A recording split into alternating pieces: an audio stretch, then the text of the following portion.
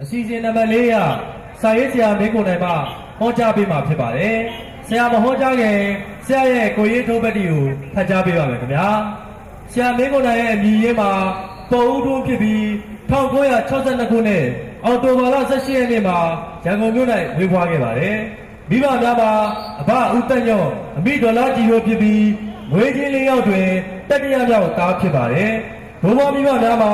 မွန်ပြည်နယ်မူလုံမြို့မှာဖြစ်ပြီးမွန်လူမျိုးများလည်းဖြစ်ကြပါတယ်ရန်ကုန်တိုင်းတင်ငန်းမြို့နယ်အမှတ်1အခြေခံပညာထက်တန်းကျောင်းတွင်ပညာသင်ကြားခဲ့ပြီးကလေးဘဝတွေကစာဖတ်ဝါဒနာကြီးခဲ့သူလည်းဖြစ်ပါတယ်ကျောင်းမနေခင်ကလေးကစာမဖတ်တဲ့သူများကိုစာအုပ်ယူပေးပြီးဖတ်ပြပေးရန်ပူဇော်ခဲ့မှုပါတယ်အထက်တန်းကျောင်းသားဘဝမှာကျောင်းနယ်ကစာတော်တောင်းပန်အဖြစ်ဆောင်ရွက်ခဲ့ပြီးဆယ်ကျော်တဲ့ဘဝတစ်လျှောက်ကြံတန်ကျက်တချင်းများရေးဆက်၍ကိုယ်ရတရုပ်ပေါ်ပြီးတပါတီအာဏာရှင်စနစ်ကိုအမှုပညာဖြင့်ဝေဖန်ထောက်ပြခဲ့ပါတယ်အစောပိုင်းကျောင်းတက်နေတဲ့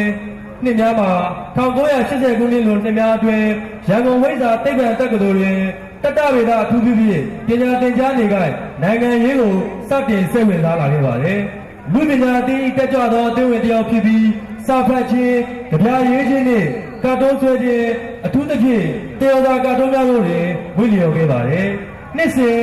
ကြံကာလတွင်ရိုးရတန်တဲ့ပြိုင်ပွဲတွင်စိတ်ပါဇက်နှင့်နမျက်စိဟုအမည်ပေးထားသည့်တန်ကြက်အဖွဲ့တွင်ပါဝင်ခဲ့ပါတယ်။1988ခုနှစ်ဩဂုတ်လ28ရက်နေ့ကရန်ကုန်တက္ကသိုလ်ဝင်းထဲရှိသမိုင်းဝင်ကျောင်းသားသမဂ္ဂအဆောက်အဦတည်ရှိခဲ့ရာမြက်ခင်းပြင်တွင်ဗမာနိုင်ငံလုံးဆောင်ရာကျောင်းသားသမဂ္ဂအဖွဲ့တန်ရက်ကိုပြန်လည်ဖွဲ့စည်းခဲ့ချိန်၌ဥက္ကဋ္ဌအဖြစ်ကျောင်းသားတို့တရလုံး၏ရွေးချယ်ခြင်းကိုခံခဲ့ရပါတယ်။နိုင်ငံရေးအကျဉ်းသားဖြင့်အကျဉ်းချနေစဉ်တူဝါဒနာပါရာစာပေအမှုပညာများကိုဆက်လက်လုပ်ကိုင်ခဲ့ပါတယ်။2012ခုနှစ်အကျဉ်းတော်မှလွတ်မြောက်လာပြီးနောက်ထင်ရှားသောနိုင်ငံရေးဖွဲ့စည်းဖြစ်သည့်88မျိုးဆက်ငြိမ်းချမ်းရေးနှင့်ပွင့်လင်းလူအဖွဲ့အစည်းကိုတည်ထောင်ရာတွင်ခေါင်းဆောင်တစ်ဦးဖြင့်ပါဝင်ခဲ့ပါတယ်။ဆရာမင်းကိုနိုင်ယနေ့ဟောကြားမဲ့ခေါင်းစဉ်ကတော့လူလေးမွေးရင်ဘာတွေတင်မလဲဖြစ်ပါတယ်။ဆရာခင်ဗျာအစီအမံပေါ်ကိုကြွပါ။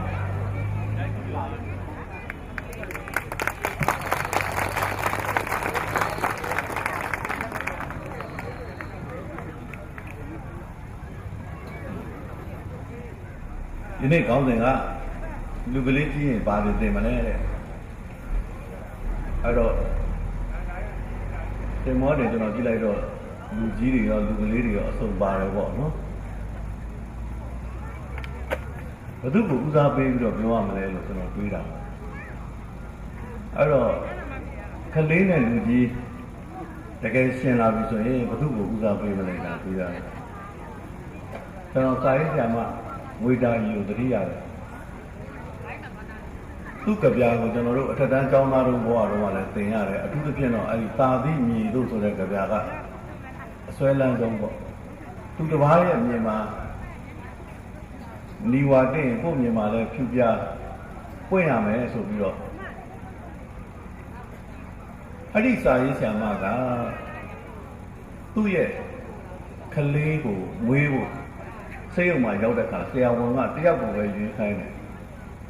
အသက်ကတယောက်အသက်ကိုပဲယူလို့ရမယ်တဲ့အဲ့တော့ကလေးအသက်ကိုယူလားလူကြီးအသက်ယူလားဆိုတော့ဆရာမကရှင်းရှင်းပြတ်ပြတ်ပဲပြောတယ်ကလေးအသက်ကိုပဲယူပါတဲ့ဘာဖြစ်လို့လဲဆိုတော့ကျမကလောကကြီးမှာနေဘူးပါပြီတဲ့အဲ့ဒီကလေးကလောကထဲကိုမရောက်သေးဘူးတဲ့တကယ်လဲသူ့အသက်ကိုစတေးခံပြီးတော့သူ့ကလေးကိုမွေးသွားခဲ့ရတယ်အခုလည်းကျွန်တော်ဒီမှာဒီပွဲမှာကျွန်တော်ကြည့်တော့လူကြီးလူငယ်အစုံပါတယ်အဲ့ဒီထဲမှာကလေးတွေလည်းပါနေတော့ဒီကလေးတွေကိုလေးစားတဲ့အနေနဲ့ကလေးတွေကိုလေးစားတယ်ပြောတော့လူကြီးကိုမလေးစားဘူးလို့တော့ဘယ်ဟုတ်မလဲဗျာ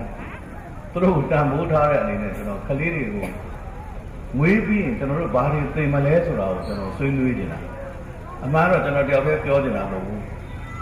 အပြန်အလှန်ကိုနားထောင်နေတာဒါပေမဲ့လက်တွေ့ကြတော့အဲ့လိုလည်းမရဘူးပေါ့လေအေးစစ်စစ်အိမ်မှာကျမ်းမြင်ပေါ်ထိုင်ပြောကြမယ်ဆိုတော့ကျွန်တော်ကတစ်လက်နားထောင်လိုက်ပြန်ဆွေးနွေးလိုက်ဒီလိုလုပ်ချင်တာအခုကတော့ဒီမှာပြောရတာကတော့နည်းနည်းပါးပါးတော့အခက်အခဲရှိတယ်ဗျဘာဖြစ်လို့လဲဆိုတော့ဒီလိုဟောပြောပွဲမျိုးဆိုတာစိုင်းနေပုံနေလည်းပါတော့မဟုတ်ဘူးကျွန်တော်တို့ကကပြလို့လည်းရတာမဟုတ်ဘူးအဲ့ဒါနဲ့ဘာဆိုင်လဲဆိုရင်ဒီမှာဒီ ဒီဘေးကတဝုံဝုံသွားနေတဲ့ကားတွေကိုကျွန်တော်တို့အာယုံရှင်ပြီးတော့လူပြီးတော့ပြောကြရတယ်ဒါတော်တော်ခက်တယ်ကျွန်တော်တို့တော့ခက်တယ်ပေါ့လေတမာတိကောင်းနေတဲ့အခြေအနေမျိုးမှဆိုပြောလို့ကောင်းတယ်နောက်တစ်ခါတချို့ပွဲတွေမှာကျွန်တော်ဒီဟောပြောတဲ့လူတွေအကြောက်ဆုံးကအဲ့ဒီပရိသတ်တွေကကျွန်တော်တို့ပြောသမျှကိုလိုက်អော်နေတဲ့လူမျိုးတွေအဲ့ဒါတော့ကျွန်တော်တို့တကယ်ကြောက်တယ်အဲ့ဒါ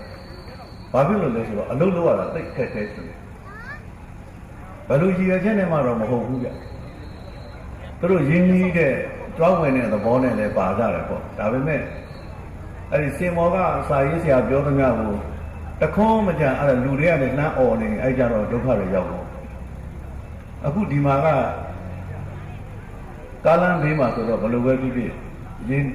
လမ်းရှင်းရတဲ့လူကလည်းဝီစီတွေတပီဝီမှုတ်နေရတာအဲ့ဒီဟာကိုကားတွေကလည်းတဝုံးသွားနေကြတယ်ကျွန်တော်ပြောဖို့ဆိုတော့တော်တော်ကိုအားတော့မွေးရတယ်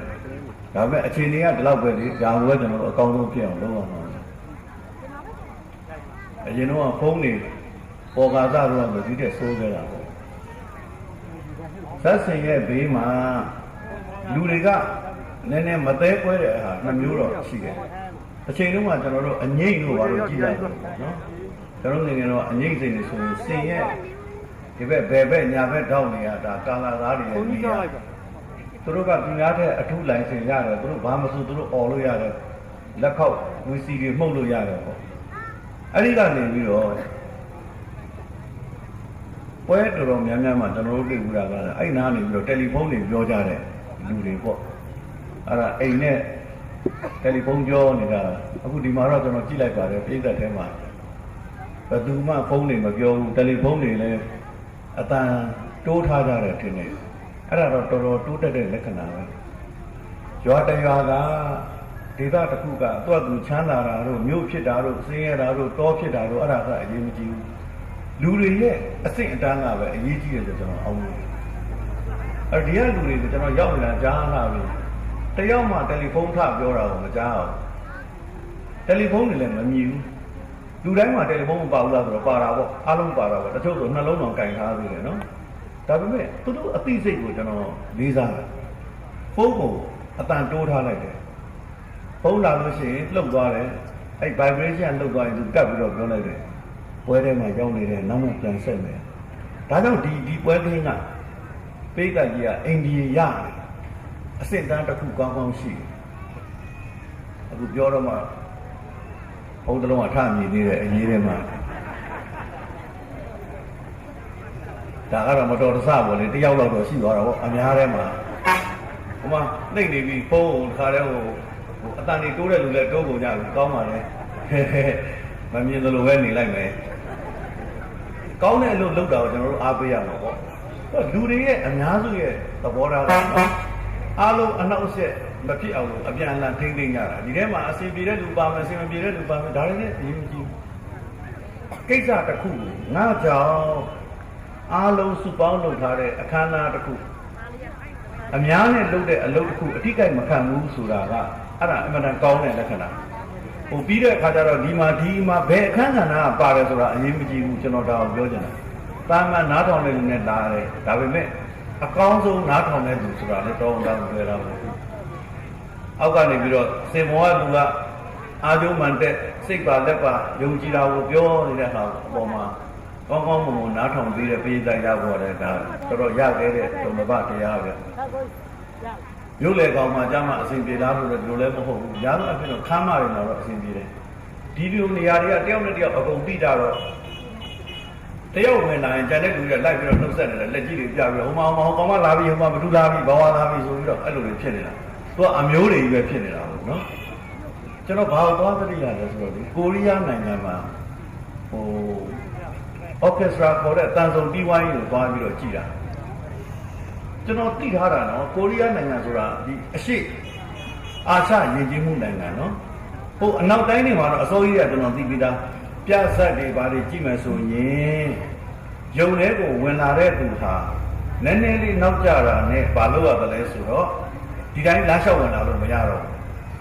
ဘယ်လိုလုပ်ရတယ်လဲဆိုတော့အခန်းတစ်ခန်းပြီးသွားလို့ လက်ခုပ်တွေဂျန်ယူတီးနေတဲ့အချိန်ကျမှခတ်တုတ်တုတ်လေးဝင်လာသူ့ပုံမှာစွတ်ခနဲ့ထိုင်လိုက်ရတယ်လူတွေတခုခုကိုစင်မောကအာယုံကိုတခုခုပြုတ်နေတဲ့အချိန်ပြတ်ပြနေတဲ့အချိန်မှာဝင်လာလို့မရတော့ဘူးသူကပြီးတော့အဲ့ဒီမှာဘာလုပ်လို့မရဘူးလဲဆိုတော့ကြည့်နော်ဘာအစားအစာမှစားလို့မရဘူးစိတ်လိုက်တောင်တောက်လို့မရဘူးကိုယ်လည်းစားလို့မရဘူးပီကေလည်းစားလို့မရဘူးနေကြစီတောင်စားလို့မရဘူးဒါကဘာကြီးရဲ့စီကံတွေပေါ့အားလုံးကအာယုံကိုအညီအညွတ်ယူနေတဲ့အချိန်မှာတဲ့ကိုကြောင့်အဲ့ဒီလုံရလောက်တာတယောက်နဲ့တယောက်ထပြီးနှုတ်ဆက်တာဟိုတယ်လီဖုန်းတွေနဲ့အပြန်အလှန်ရိုက်တာမျိုးတွေရသလားဆိုတော့မရဘူးတဲ့ဒါတော့ကဘာကြီးမှာကျင့်သုံးနေတဲ့ယဉ်ကျေးမှုပေါ့နော်နောက်ဆုံးတယ်လီဖုန်းနဲ့ထုတ်ပြီးတော့မှဘာမှရိုက်ခွင့်မရှိဘူးတဲ့အဲ့တော့ဘယ်ဟာမှန်တယ်ဘယ်ဟာမှားတယ်တော့ကျွန်တော်ပြောတော့မဟုတ်ဘူးဗျကလေးတွေစာသင်တဲ့ဟာကိုကျွန်တော်တို့သွားပြီးတော့လေ့လာတော့လည်းဒီတိုင်းပဲနန်းတော်ထဲမှာကလေးတွေကိုတမိုင်းတင်နေတော့အဲ့ဒီလိုပဲတိတ်တိတ်လေးအသာမထွက်ပဲနဲ့ပဲကြည်နေရတယ်။ဆိုတော့စာမကျက်ရတဲ့နည်းတွေကိုသင်ပေးနေတာပေါ့။နည်းနည်းအသေးသေးနဲ့ကျွန်တော်ပြောသေးတာပေါ့။ဆိုလိုတာကတော့ကျွန်တော်တို့ဒီနေ့ခေတ်ကြီးဟာအရင်လိုကျွန်တော်တို့တကားတွေအကုန်ပိတ်ပြီးတော့ကိုယ်ချန်ထဲမှာကိုယ်ကြိုက်တာလုပ်မယ်ဆိုလို့မရတော့ဘူးလို့ကျွန်တော်မြင်တာ။မယုံကြည်ဒီနေရာတွေကအရင်တော့ဒီနာစီမိကွက်ကလေးနဲ့မိတ်တုံနေလာတဲ့နေရာတွေကအခုကျတော့အားကောင်းမောင်းမှအဝေးပြေးကားတွေနဲ့ကဘာကြီးနဲ့ဆက်သွယ်လာပြီးမဆက်ဆံခြင်းလို့မရတော့ဘူးအဲ့ဒီကြတော့ကဘာကြီးရဲ့ယဉ်ကျေးမှုတွေကဘာလဲကျွန်တော်တို့ယဉ်ကျေးမှုကကဘာကြီးနဲ့အားလုံးနဲ့ကိုက်ညီရဲ့လားကျွန်တော်တို့စီမှာလေကလေးတယောက်ကိုလိမ္မာအောင်နဲ့ယဉ်ကျေးအောင်နဲ့ဝိုင်းတင်လိုက်တယ်အဲ့ဒီကလေးလေးကကဘာကြီးကိုရောက်သွားတာတခြားနိုင်ငံတွေရောက်သွားတဲ့အခါမှာသူစဉ်းစားတဲ့နည်းက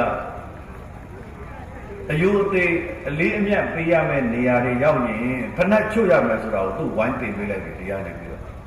သူကဖဏတ်ကိုတော့တော်တော်ချွတ်တယ်ဒါမဲ့သူကသူများအိမ်တက်တာလေဖဏတ်ချွတ်မယ်ပဲသူကစဉ်းစားနေတယ်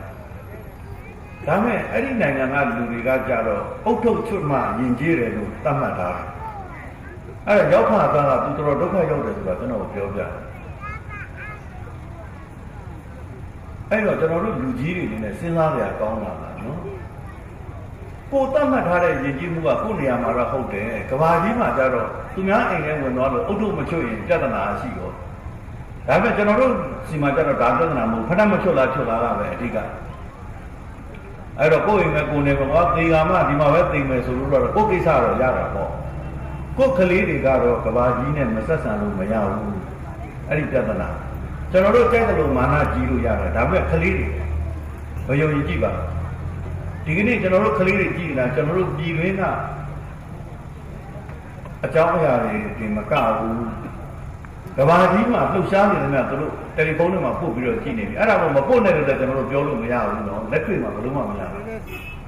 အင်တာနက်ကိုကြည့်နေတဲ့ကလေးတွေကကဘာကြီးနဲ့ဒေတာပေါက်ဆက်သွယ်နေပြီအဲ့ဒီအချိန်မှာကျွန်တော်တို့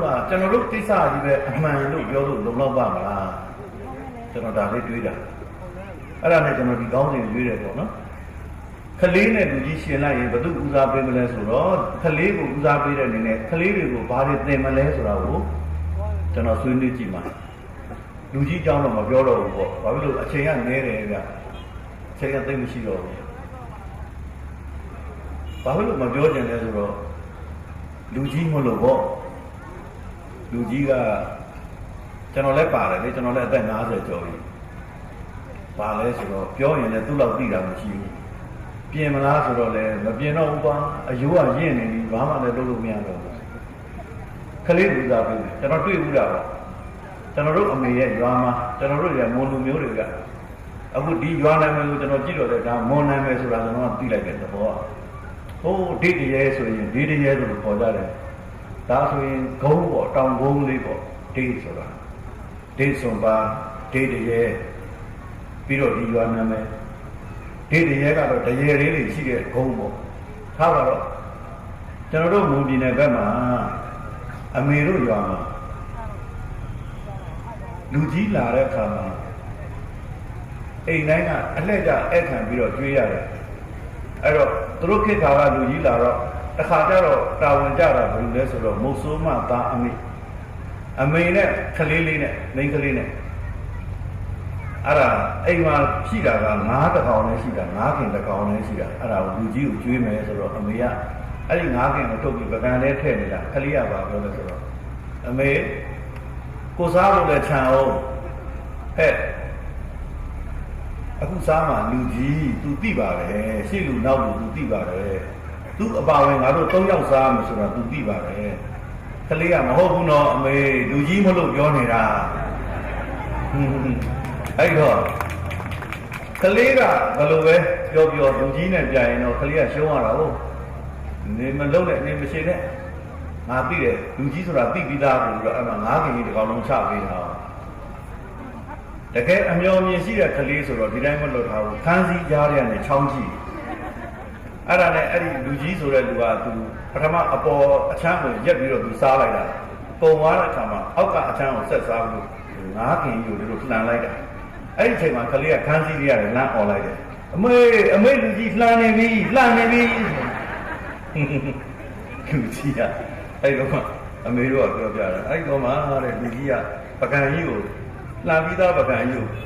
ပြန်ပေးပြီးတော့မဟုတ်ပါဘူးနင်တို့စားအစင်သိပြအောင်ငါလှန်ခဲ့တာပါဆိုပြီးတော့ပေးလိုက်ရတယ်အဲ့တော့ဒီညကျွန်တော်ပြောမယ့်ကိစ္စကလည်းလှန်ပြီးပြီဆိုရင်လည်းကလေးတွေကိုပြန်ပေးလိုက်ဘာဖြစ်လို့လဲဆိုတော့သူတို့အလက်ရှိသေးတယ်သူတို့တွေပညာသင်ဖို့သူတို့တွေလူရဝင်ဖို့ပေါ့လေဒါလေးတွေကျွန်တော်တို့စဉ်းစားကြတယ်အဲ့တော့ကျွန်တော်ပြောပြီးပြီကလေးတွေကိုဘာတွေသင်မလဲဆိုတာဒီမှာနော်လူတွေကအယူအဆပြောင်းနေပြောင်းမတူလိမ္မာလို့အရေးကြီးတယ်ဘာသာရေးအရေးကြီးတယ်ဆိုယုံတဲ့လူတွေကလည်းဘာသာရေးကိုသင်မှာပဲဒါကိုဘာမှအငြင်းပွားကြမရှိဘူးသိပ္ပံပညာအရေးကြီးတယ်ဆိုတဲ့လူကသိပ္ပံအသိကိုသင်မယ်စာပေအသိအရေးကြီးတယ်သူယုံကြည်သူသင်ထားတယ်ကဏ္ဍပညာအရေးကြီးတဲ့လူကလည်းသင်ထားစတင်မှာပဲကာကြီးခါဝေစတင်မယ် ABCD စတင်မယ်ပြဿနာမရှိဘူးအဲ့ဒါကိုယုံကြည်ကိုသင်လို့ရတယ်ဒါပေမဲ့နမူနာလေးတစ်ခုကိုကြည့်ပေးပါကျွန်တော်တို့လူမျိုးကဘာကိုသိကုန်ယူတယ်လဲဆိုရင်လူကသေးသေးလေးအတန်းတွေကအများကြီးဆိုတာမျိုးသိကြိုက်တယ်ဟဲ့တော့ကောင်မလေးကငယ်ငယ်လေးနဲ့တော့အတန်းတွေကအများကြီးဖြစ်နေပြီတော်လိုက်တာဆိုသိကြိုက်တယ်အဲ့ဒါနဲ့ကလေးကညံ့ညက်ကလေးနဲ့အတန်းအများကြီးဆိုရင်ကျွန်တော်တို့ကုန်ယူတယ်အမှန်ကတော့ပုတ်ကလေးကရုပ်အားဖြင့်ခန္ဓာကိုယ်အားဖြင့်ကမ္ဘာစံချိန်မမီတာကိုသူမသိတော့ဘူးပေါ့ဒါတော့နော်အဲ့ဒီလိုပုံယူတော့ဘာလို့လဲဆိုတော့ကျွန်တော်တို့မှာအများအားပြိုင်ကြရာကြည့်ပြိုင်ဘက်တွေကျွန်တော်တို့လိုက်ရှာတော့ဘယ်သူကပြိုင်ဘက်ဖြစ်လဲဆိုတော့အိမ်ရှိကကောင်မလေးကကိုကလေးနဲ့ပြိုင်ဘက်အိမ်ဘေးကကောင်လေးကကိုကလေးနဲ့ပြိုင်ဘက်အဲ့လိုသွားကြတော့ဘာလို့လဲဆိုတော့အမျိုးတွေကြားထဲမှာလည်းပြိုင်ဘက်တွေလူငယ်ရမယ်အတန်းကြီးရမယ်ဒီကနေစပြီးတော့ပြိုင်နေဒါနဲ့ဘာလို့လဲဆိုတော့ကျောင်းအပ်တဲ့အခါမှာ9နှစ်ပြည့်မှကျောင်းအပ်ပါလို့တည်တည်ချာချာမှားထားပေမဲ့ကလေးကိုအိမ်မှာ3နှစ်လောက်ကတည်းကလုတ်ခိုင်းတာပါလဲဆိုတော့နရွက်ကိုဆွဲတယ်လေ့ကျင့်တာလက်ကကလေးကိုနရွက်ကိုမိရင်9နှစ်ပြည့်တယ်လို့ဘယ်ပညာရှိကပြောခဲ့လဲမသိဘူးအဲ့ဒါကျောင်းဒီမှာကျောင်းအပ်တော့မယ်ဆိုရင်သိတယ်ညာပြီးတော့အပြင်သိတဲ့ခါကျတော့ကျောင်းစရေးတွေလက်ခံတဲ့လူတွေကနရွက်ကိုဆွဲခိုင်းတယ်ဒီကနေမိတယ်ဆိုရင်9နှစ်လို့သတ်မှတ်လိုက်တယ်အဲ့တော့ဒီကလေးလက်အခြေကြီးလောက်အောင်ပြီးတော့အကျင့်ထားတော့ကလေးက4နှစ်နဲ့ကျောင်းအပ်လိုက်တယ်အဲ့တော့ကျောင်းစရေးမှာကလေးကို9နှစ်လို့ပြောခိုင်းလိုက်ရည်ရွယ်ချက်အောင်ပါပြီရည်ရွယ်ချက်တော့အောင်တယ်အဲ့ဒီကလေးကဝါလုံးတစ်လုံးမှမရေးခင်သူ့ကိုကျွန်တော်တို့ဗာသင်ပေးလိုက်ပြီလဲဆိုတော့ကိုလိုချင်တာရဖို့အတွက်လိမ္မာများပါလို့စသင်ပေးလိုက်ပြီကျွန်တော်တို့ဒီကလေးကတော့ဒါကိုသိချင်မှသိမယ်လေဒါပေမဲ့လိုချင်တာရှိရင်အဲ့ဒီလိုဖြန်ကြတဲ့နီးအဲ့ဒီလိုကလင်ကကြစ်လုံးတဲ့နီးနဲ့လုံးရတယ်လို့သင်မိပြီးသားဖြစ်သွားပြီအဲ့ဒါနဲ့တော့တစ်နှစ်ကြာတော့ကလေးအသက်ကတကယ်9နှစ်ပြည့်ပြီပေါ့နော်9နှစ်ပြည့်တဲ့အချိန်မှာကျောင်းမှာသူ့အသက်က6နှစ်ဖြစ်နေပြီဟုတ်ပြီအဲ့ဒီနေ့မှာကျွန်တော်တို့ကရုပ်ရှင်တော်၎င်းပွဲတော်၎င်းသွားတယ်အဲ့ဒီပွဲတွေရဲ့ဝင်ကြီးပေးရမယ်ဝင်ကြီးမှာဘယ်လိုရေးထားလဲဆိုတော့9နှစ်နဲ့အထက်ကလေးများလက်မှတ်ဝယ်ပါဆိုတဲ့ခါကျတော့အိမ်ကခေါ်သွားတဲ့လူကြီးကကလေးကိုကပ်ပြီးတော့ပြောလိုက်ပြီနင်းကိုမင်း4နှစ်လို့ပြောတော့4နှစ်ကလေးကလည်းပွဲကြည့်နေတယ်ဆိုတော့ပြောလိုက်တယ်4နှစ်သမီးက4နှစ်လို့ပြောလိုက်တဲ့အခါမှာကဲဝင်းကိုလူကတော့သိပြီးမှာပေါ့ထားတော့ဝင်လိုက်ကြတယ်အင်မတန်ချုံမိန်နေနော်အဲ့လက်မှတ်ကလေးတစ်စောင်းမဝယ်ဘဲနဲ့ free ဝင်လိုက်ရတဲ့အဲ့ဒီဝင်ကြီးကိုဖြန်ချလိုက်ရတဲ့အကွက်ကို nhà khai này cũng chỉ là chôn mình này khơi là biểu đấy ấy nhà mà khơi đã ở chỉ bị rồi tìm biết này Buddha Vada Veramani Tekhavana Tamadi Yami tu đâu về biển này thì khơi ấy rồi cho nó sinh ra là Namuna về gì thì cho nó đi đấy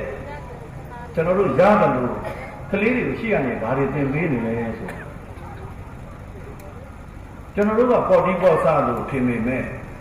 khơi thì cả cho nó tìm biết để ta cho lên chơi thì đã những câu để của sinh người ta là một hộp nó để ra cho nó phèn trả lại cho nó in áo chỉ để tụi này chuyện bố trả lại khơi thì chỉ này cho nó vì nín lo chết ta ra rồi khơi thì ăn này cho nó được tiếng nghe ra là cái gì ác kia thì tiếng nghe đấy cái nào thì cha thì formula thì tiếng nghe đấy thì cái này mấy cô nào thì anh nháiแต่มันมั่งมีတာပါတယ်လဲဆိုတော့ကျွန်တော်ဆိုရင်ကျွန်တော်တို့ကျောင်းရှိမှာဓာလီရေခဲမှုဆိုတဲ့ဟာပေါ်ကာကလာရောက်တာအဲ့လိုဇဲတောက်ရတာဇဲကလေးကိုတောက်လာပြီးတော့အဲ့ဒီကျင်းပြီးတဲ့ဝင်သွားရင်သူကနှစ်ချောင်းရမှာကျွန်တော်စဉ်းစားကြည့်တယ်လူတွေအကုန်လုံးကကြော်သွားတယ်ကျင်းဇဲတောက်နေကြလူတွေနော်ကျောင်းသားတွေကဘာဖြစ်လို့ကြော်သွားလဲဆိုတော့ကျွန်တော်တို့ဇဲကုံတွေမှာဆိုရင်ဘောင်နှစ်ခုရှိတာကိုဘောင်နှစ်ခုရှိတဲ့အတွက်အရှိန်ဘုဘကိုကြော်သွားတယ်ဆိုတာမရှိဘောင်နဲ့ထိပြီးကျင်းလေးကိုပြုတ်ကြတာအဲ့ဒီလက်တွေကအကျင့်ပါနေတော့ဒီမှာဒီ site ပဲဒါပေမဲ့ကြော်သွားတော့ကျွန်တော်သတိချာချာကျင့်တာသိသွားတဲ့အခါမှာအဲ့ဒီနှခမ်းလေးကရှော့ကြအောင်ကျွန်တော်ကျင့်ပြီးတော့အဲ့ဒီဓာတိရေခဲမှုကိုကောက်ွယ်ပြီးတော့တောက်လိုက်တာကျင်းလေးကိုရှော့ကနေဝင်သွားတယ်ဝင်သွားတဲ့အခါမှာကျွန်တော်နှစ်ခုရတယ်နှစ်ခုရတဲ့အခါမှာအဲ့ဒီဓာတိရေခဲမှုရောင်းတဲ့လူကြီးကကျွန်တော်နှစ်ခုပေးဖို့ပြင်ပြီအဲ့ဒီအချိန်မှာကျွန်တော်ကဘာပြောမိနိုင်လဲဆိုတော့ဦးလေးကျွန်တော်နေတိုင်းနှစ်ခုပေးဖို့ပြင်ထားတော့ကျွန်တော်ကလှုပ်ဝက်ချက်ကိုပြီးသွားပြီလို့ပြောလိုက်တော့အဲ့လူကြီးကလေသူမူလလှီးဖို့ကြံထားတဲ့အခါကိုလက်ကြီးကိုရွှေ့သွားပြီးတော့နှစ်ခုတော့ပေးတယ်ဒါပေမဲ့ခါတိုင်းတစ်ခုသာကိုနှစ်ချမ်းပြီးတော့ကျွန်တော်ပေးလိုက်တယ်ဟုတ်တယ်ကျွန်တော်ဘယ်တော့မှမမေ့ဘူးကျွန်တော်လူကြီးတွေအကြောင်းပြောရင်ဒီဟာကပါလားကျွန်တော်တို့ယုံကြည်ခြင်းတဲ့လူကြီးတွေဟာကိုဂျိုးစီးပွားနဲ့ပတ်သက်လာရင်ခလေးတယောက်ကိုတော့အဲ့ဒီလိုလှည့်စားလိုက်တယ်အဲ့ဒီလိုသူလှီးရမယ်သူ့မူလတိုင်းလှီးရမယ်နှစ်ခုသာတော့မလှီးပဲနဲ့တစ်ခုသာတော့နှစ်ခုလှီးပြီးတော့ကျွန်တော်ပေးလိုက်တယ်ဆိုတော့ကျွန်တော်ခလေးတယောက်စိတ်ထဲမှာဘလို့စူးတစ်ချောင်းဘလို့စိုက်သွားမလို့ဆိုတော့စဉ်းစားကြည့်တော့အဲ့များတော့ကိစ္စတွေမှာလည်းဒီလိုပဲကျွန်တော်တို့ကခလေးတွေကိုကျွန်တော်တို့ဖြစ်စေခြင်းတဲ့အရာကိုရောက်အောင်တိုးပို့ကြတဲ့အခါမှာဒါပြီကျွန်တော်ဟောဗျလူလောကကြီးကိုပြန်ရောက်လာတော့ခက်တာလေအဲ့ဒီနေရာလေခလေးတွေရှိမှဆိုတော့မပြောချင်ဘူးဘယ်နေရာမှာလဲဆိုတာအကြာကြီးကျွန်တော်ခီးသွားပြီးတော့တယောက်တည်းနေရတာပေါ့နော်အခန်းလေးတစ်ခုထဲမှာကျွန်တော်ပိတ်ပြီးတော့ကျွန်တော်တယောက်တည်းနေတဲ့ကာလရှိခဲ့တယ်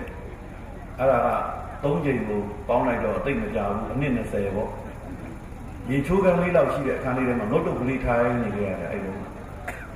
ဘယ်နေရာလဲလို့မမေးနဲ့ခလေးတွေရှိမှမပြောချင်ဘူးဆက်သွယ်မှု area ပြင်ပမှာလို့လာထားလိုက်တော့ဘာနဲ့မှအဆက်အသွယ်မရတဲ့နေရာပေါ့နော်အဲ့ဒီကနေပြန်ထွက်လာတော့ကျွန်တော်အဲ့ဒီတော့မှသတိထားမိတာဘာလဲဆိုတော့အပင်ကြားခံရတဲ့ကိစ္စငယ်ငယ်တုန်းကကိုတိတိလေးဘဝတုန်းကကျတော့အသင်ခံရတာကိုသိတော့သိတယ်ဗျ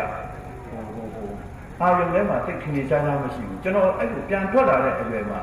ကျွန်တော်အသက်40ကျော်ပြီအဲ့ချိန်မှာပြန်ထွက်လာတော့ဘာမှမသိတဲ့ကလေးတယောက်ကိုပြန်ဖြစ်သွားတယ်အဆက်အသွယ်တွေပြတ်ထားတာပေါ့နော်လောကကြီးနဲ့အဆက်ပြတ်ထားတော့ညဘက်ဆိုရင်ဘာမှမမြင်ရဘူးနှလုံးတွေကသူအကျင့်ကဖြစ်သွားတာပဲအဲ့အခန်းချင်းလေးတွေမှာမီးမိန်မိန်လေးအောက်မှာပဲအမြဲနေတာတော့ညဘက်ဆိုရင်ရှေ့ကိုမမြင်ရတော့ဒီတလန်နှစ်လန်တော့မြင်တာပေါ့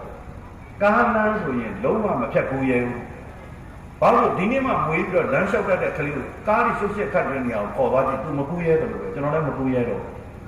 အမြင့်ဆိုရင်အိမ်ရဲ့ပထမအထက်ထပ်ထိုးလေးကိုကျွန်တော်မတက်တတ်ဘူးမတက်ရဲဘူးလေကားကိုဖက်ထားတော့ကြောက်ဒူးတွေတုံးနေတာ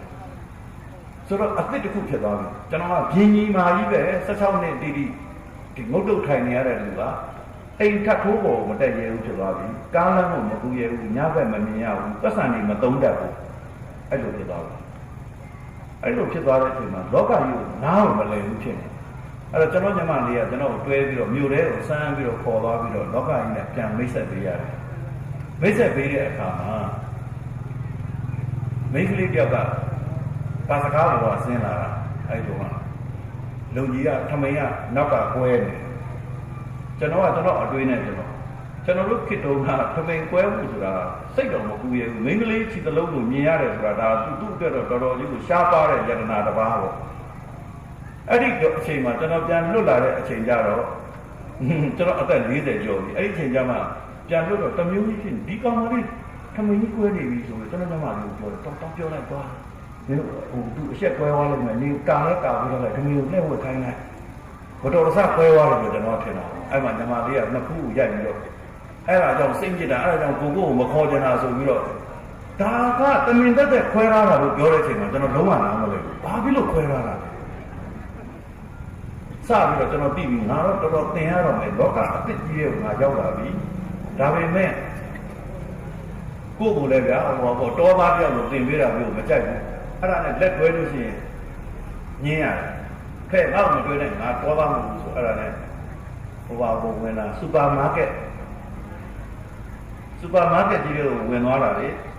ေဝင်လိုက်တော့မျက်နှာကြီးကိုဘုံဆိုပြီးတော့ရိုက်တာမှန်တကားရှိမှန်းကိုမသိဘူးမှန်တကားကြီးကိုအကြည့်ကြီးဆိုတော့ဘာမှမမြင်ရဘူးအဲ့တော့16ချက်ကနေအဲ့ဒါကြီးဒီကအာဘူးသီးကိုပုတ်ပြီးတော့အထဲကိုဝင်သွားတော့ဆက်လေကားကိုတွေ့ပြီရုပ်ရှင်တွေထဲမှာငါဒါတွေ့ဘူးတယ်ငါ့ကိုမတွဲနဲ့ငါတော့သားမဟုတ်ဘူးညီမတွေကလည်းမတွဲဘူးတွဲနေတဲ့အချက်ခွဲပဲဆိုမြန်မြန်တက်သွားတော့အဲ့ဒါနဲ့ကျွန်တော်ဆက်လေကားကိုစီးရင်းနဲ့ကျွန်တော်စဉ်းစားလိုက်ဒီ escalator ဟာအရှိကလေကလေးမှာရက်နေတဲ့လူကအရှိကရောက်မယ်လေနောက်ကလေကလေးကလူကနောက်မှရောက်မယ်လေဘာဖြစ်လို့ကျွန်တော်နောက်ကလူတွေကကျွန်တော်ကိုကြော်တက်သွားတာလဲကျွန်တော်စဉ်းစားလို့မရဘူးလူကအတွေးသမားဖြစ်လာတာပေါ့နော်တရားအောင်ထဲနေလာတော့ဘာသာအုံးကဘာသာရွက်မှမဖတ်ရတဲ့လူဘယ်သူနဲ့မှစကားမပြောရဘူးဆိုတဲ့လူကအတွေးသမားဖြစ်နေတယ်တွေးနေတယ်အကျင့်ပါတယ်အဲ့တော့ကျွန်တော်စဉ်းစားလူတွေကဘာဖြစ်လို့ငါ့ကိုကြော်တက်သွားတာလဲဒီလေကားကြီးကဒီလိုကြီးရွေ့နေတဲ့ခါကြီးစဉ်းစားလို့မရတဲ့အဆုံးမှလေကျွန်တော်အပေါ်ကိုမော့ကြည့်လိုက်တော့လေကျွန်တော်ညီမတွေကရှက်လုံးလို့မျက်နှာကြီးအုပ်ပြီးတော့ရည်နေကြတယ်ဘာဟုတ်မလဲမီးပြက်သွားတာလို့ဗျမီးပြက်သွားတော့စက်လေကားကြီးကရက်တယ်လေရက်တော့လူတွေကကျွန်တော်ကိုကြော်တက်ပြီပေါ့အဲ့ဒါကြီးကျွန်တော်စဉ်းစားလို့တယောက်တည်းစဉ်းစားနေတယ်ဘာဖြစ်လို့ကြော်တက်ကြတာလဲဘာဖြစ်လို့ကြော်တက်ကြတာနောက်မှကျွန်တော်စဉ်းစားတယ်ငါဘဝကလည်းမီးပြက်သွားတာပဲသူများတွေသွားနေတဲ့ပုံမှန်ခရီးကိုရောက်အောင်သွားနေတဲ့အချိန်မှာကျွန်တော်တယောက်တည်းတွေးပြီးတော့ကြံနေတယ်ဒါပေမဲ့တစ်ခုတော့ကောင်းတယ်အဲ့ဒါပြန်ပင်ပေါ့တပိုင်းကပြန်ပင်ပေါ့တပိုင်းကတော့ဘာဖြစ်လဲဆိုတော့သူကအတွေးသမားဖြစ်တာတစ်ခုတော့ကောင်းတယ်လို့အောင်နေတယ်ဘာဖြစ်လို့လဲဆိုတော့ကျွန်တော်တို့ဘောလုံးပွဲတို့ဘာလို့မှအုပ်စုမှာရှုံးပြီးတော့ထွက်သွားတဲ့အသင်းကအဲ့ဒါသူများကိုလေ့လာလို့ရတာပေါ့တောက်လျှောက်ကန်နေရတဲ့လူကတော့ကစားနေရတဲ့လူကဇောကတ်နေတယ်ခုမှအစိုးရထွက်သွားတဲ့အသင်းကတော့ပွဲကြည့်တဲ့တနေ့ကငုတ်တုတ်ထိုင်ပြီးတော့စဉ်းစားပြီးတော့အဲ့ဒါငါတို့ဘာလို့ရှုံးလဲသူများတွေဘာလို့နိုင်လဲစအဲ့ဒါကနေစပြီးတော့ပေါ့သုံးသပ်ဖွင့်တော့ရသွားတယ်အဲ့ဒီမှာကျွန်တော်တို့ဘလောက်တုံးလဲဘလောက်ပြန်သင်ခဲ့ရတယ်လဲဆိုတာတွေကိုတွေးရင်းနဲ့လူတွေကတဖြည်းဖြည်းနဲ့သင်ပေးတာတော့ကျွန်တော်အခုမှမွေးလာတဲ့ကလေးတို့အဲ့ဒီအသက်40ကျော်ကြီးကိုတော်တော်ကျွန်တော်မသိဘူးဆိုတာကဘာကြီးပြောင်းလဲသွားတာလည်းမသိဘူးကြည့်လေအဲ့ဒီချိန်မှာတယ်လီဖုန်းလေးတွေဟန်ဖုန်းလေးတွေပေါ်နေပြီနော်အဲ့ဒီချိန်မှာပေါ်ကားစလာပြတယ်ရောဒီဖုန်းကနေပြီးတော့အင်တာဗျူးတာလုပ်မယ် BBC တို့ VOA တို့ကနေအင်တာဗျူးလုပ်နေမယ်အထဲမှာဘယ်လိုနေခဲ့လဲဘာတွေဆက်လုပ်မလဲစသဖြင့်ပေါ်လေအင်တာဗျူးလုပ်နေမယ်ဖြေပါတော့ကြိုင်လာတယ်ဖုန်းကလည်းဖြစ်ချင်တော့ vibration နဲ့လုပ်ထားတာအဲ့တော့အတန်မမီပဲနဲ့ဖုန်းနဲ့လာအောင်ကြီးဆိုတုံခါတော့ကျွန်တော်ဓာတ်လိုက်တယ်ဆိုပြီးတော့ဓာတ်လိုက်တဲ့အချိန်ဖြစ်ပြီးတော့ကြောက်ပြီးတော့ပြစ်ချလိုက်တယ်အဲ့ဒါကိုငယ်ကျွန်တော်တို့အများကြီးငယ်တဲ့ကလေးတွေကတူမတွေကပြေးလာပြီးတော့ပြန်နှိပ်ပြီးရောက်ဖြေလိုက်ဆိုတော့ကျွန်တော်ဖြေနေတယ်ဖြေနေတဲ့အချိန်မှာကျွန်တော်လည်းအတူရှေ့စနောက်စလွတ်လာတယ်ကျွန်တော်တငယ်ချင်းကအဲ့ဒီနံပါတ်ကိုရသွားပြီးတော့ကျွန်တော်လှမ်းဆက်တယ်သူကလည်းလောကကြောင့်ဘာမှမသိဘူးနော်အခုမှသူအစအပြန်တင်နေရတယ်အဲ့တော့ဖုန်းဆက်တော့ဖုန်းကဘယ်လိုဖြေမလဲအလုံးသိတဲ့အတိုင်းလူကြီးမင်းဆက်သွယ်တော့တယ်လီဖုန်းကြီးမအားလာတိပါရဲ့ခိတ္တဆောင်ဆိုင်ပြီးမှပြန်လဲပေါ်ဆိုပါရှင်ဆိုတော့ကျွန်တော်တို့မျိုးဆက်ကြီးကအဲ့ဒီလိုမျိုးစက်ခဲက automatic ပြန်ဖြေတာကိုတစ်ခါမှမသိတဲ့မျိုးဆက်လေအဲ့ဒါကိုကောင်မလေးတယောက်ကနေပြီးတော့ဖြေတယ်ထင်ပြီးတော့ကျွန်တော်တငယ်ချင်းကဘာလုပ်လဲသိလားဟုတ်ကဲ့အမဟုတ်ကဲ့ခဏနေကျွန်တော်ပြန်ဆက်လိုက်မယ်နော်နောက်ထပ်7မိနစ်လောက်ကြာရင်ပြန်ဆက်လိုက်မယ်ကျွန်တော်နာမည်ဂျင်မီပါနာမည်ကဂျင်မီကတော်တော်လဲတဲ့နာမည်ဒါပေမဲ့သူလုတ်ပုံကြည့် ပြီးတော့သွားပါဆိုတော့တရားလေးတဲ့သူ့ဖေကတကယ်ကြီးတယ်မင်းကိုနိုင်ညီမလေးကတော့အတန်လေးကတော့တာသားပွားတယ်ထပ်တော့လိုက်ဘူးထပ်ဆက်တော့လေကျွန်တော်ကနောက်တစ်ခုဖြေနေတော့ခုနအတိုင်းဆက်ကပြန်ပြေးတာဗောအဲ့ကြလို့သူကနည်းနည်းတင်းသွားပြီလေခိတ္တဆောင်တိုင်းပြီးမှပြန်တဲ့ကိုဆိုပါရှင်ဆိုတော့ရပါတယ်ဗျာပြောလိုက်ဆမ်းပါတယ်တိတ်မာနကြီးမနေပါနဲ့အခုမှလွတ်လာတာချင်းတူတူအတွင်းမှုမှတွေကတော့ငားပြီးနေပြီလေကိုလူကကိုထင်တာကိုပြောလို့နော်ကျွန်တော်ငယ်ငယ်တော့ကနေအဖွားတွေကပြောမှုတယ်တစ်ချိန်ကြရင်တဲ့အဲ့ဒီချိန်ကကျွန်တော်တို့ကတပတ်မှတစ်ခါတောက်ကြနေတရက်ကိုပဲရုပ်ရှင်ကားလဲလို့တိုးပြီးတော့ကြည့်ရတဲ့အချိန်နော်အဖွားပါလို့တစ်ချိန်ကြရင်တဲ့လူတွေဟာရုပ်ရှင်တွေကိုအိမ်ထဲမှာပဲကြည့်ရတော့မယ်လို့ပြောတာကျွန်တော်ဘယ်လို့မှနားမလဲမဖြစ်နိုင်ကျွန်တော်စိတ်ကဘာလဲဆိုတော့ဒီလိုရုပ်ရှင်ယုံကြီးကိုကျွန်တော်အိမ်ထဲကိုတွတ်ထည့်နေတာဟုတ်အဲ့လိုထည့်လို့မရဘူးဖြစ်နေတာကလေးတယောက်ရဲ့အတွေ့နော်ရုပ်ရှင်ယုံကကျွန်တော်အိမ်ထဲ10သားအစ20လောက်ကြီးတာဟုတ်အဲ့ဒါယူယုံနဲ့အိမ်ထဲကိုထည့်လို့မရဘူးတကယ်တမ်းကျတော့ TV လေးတစ်လောက်လေးအိမ်ထဲသွင်းလိုက်ပြီးတော့ရုပ်ရှင်တွေထိုင်ပြီးတော့အဲ့တော့မှဒီလိုပါလားဆိုကျွန်တော်တွေးပြီးတော့ဘာဖြစ်လို့လဲ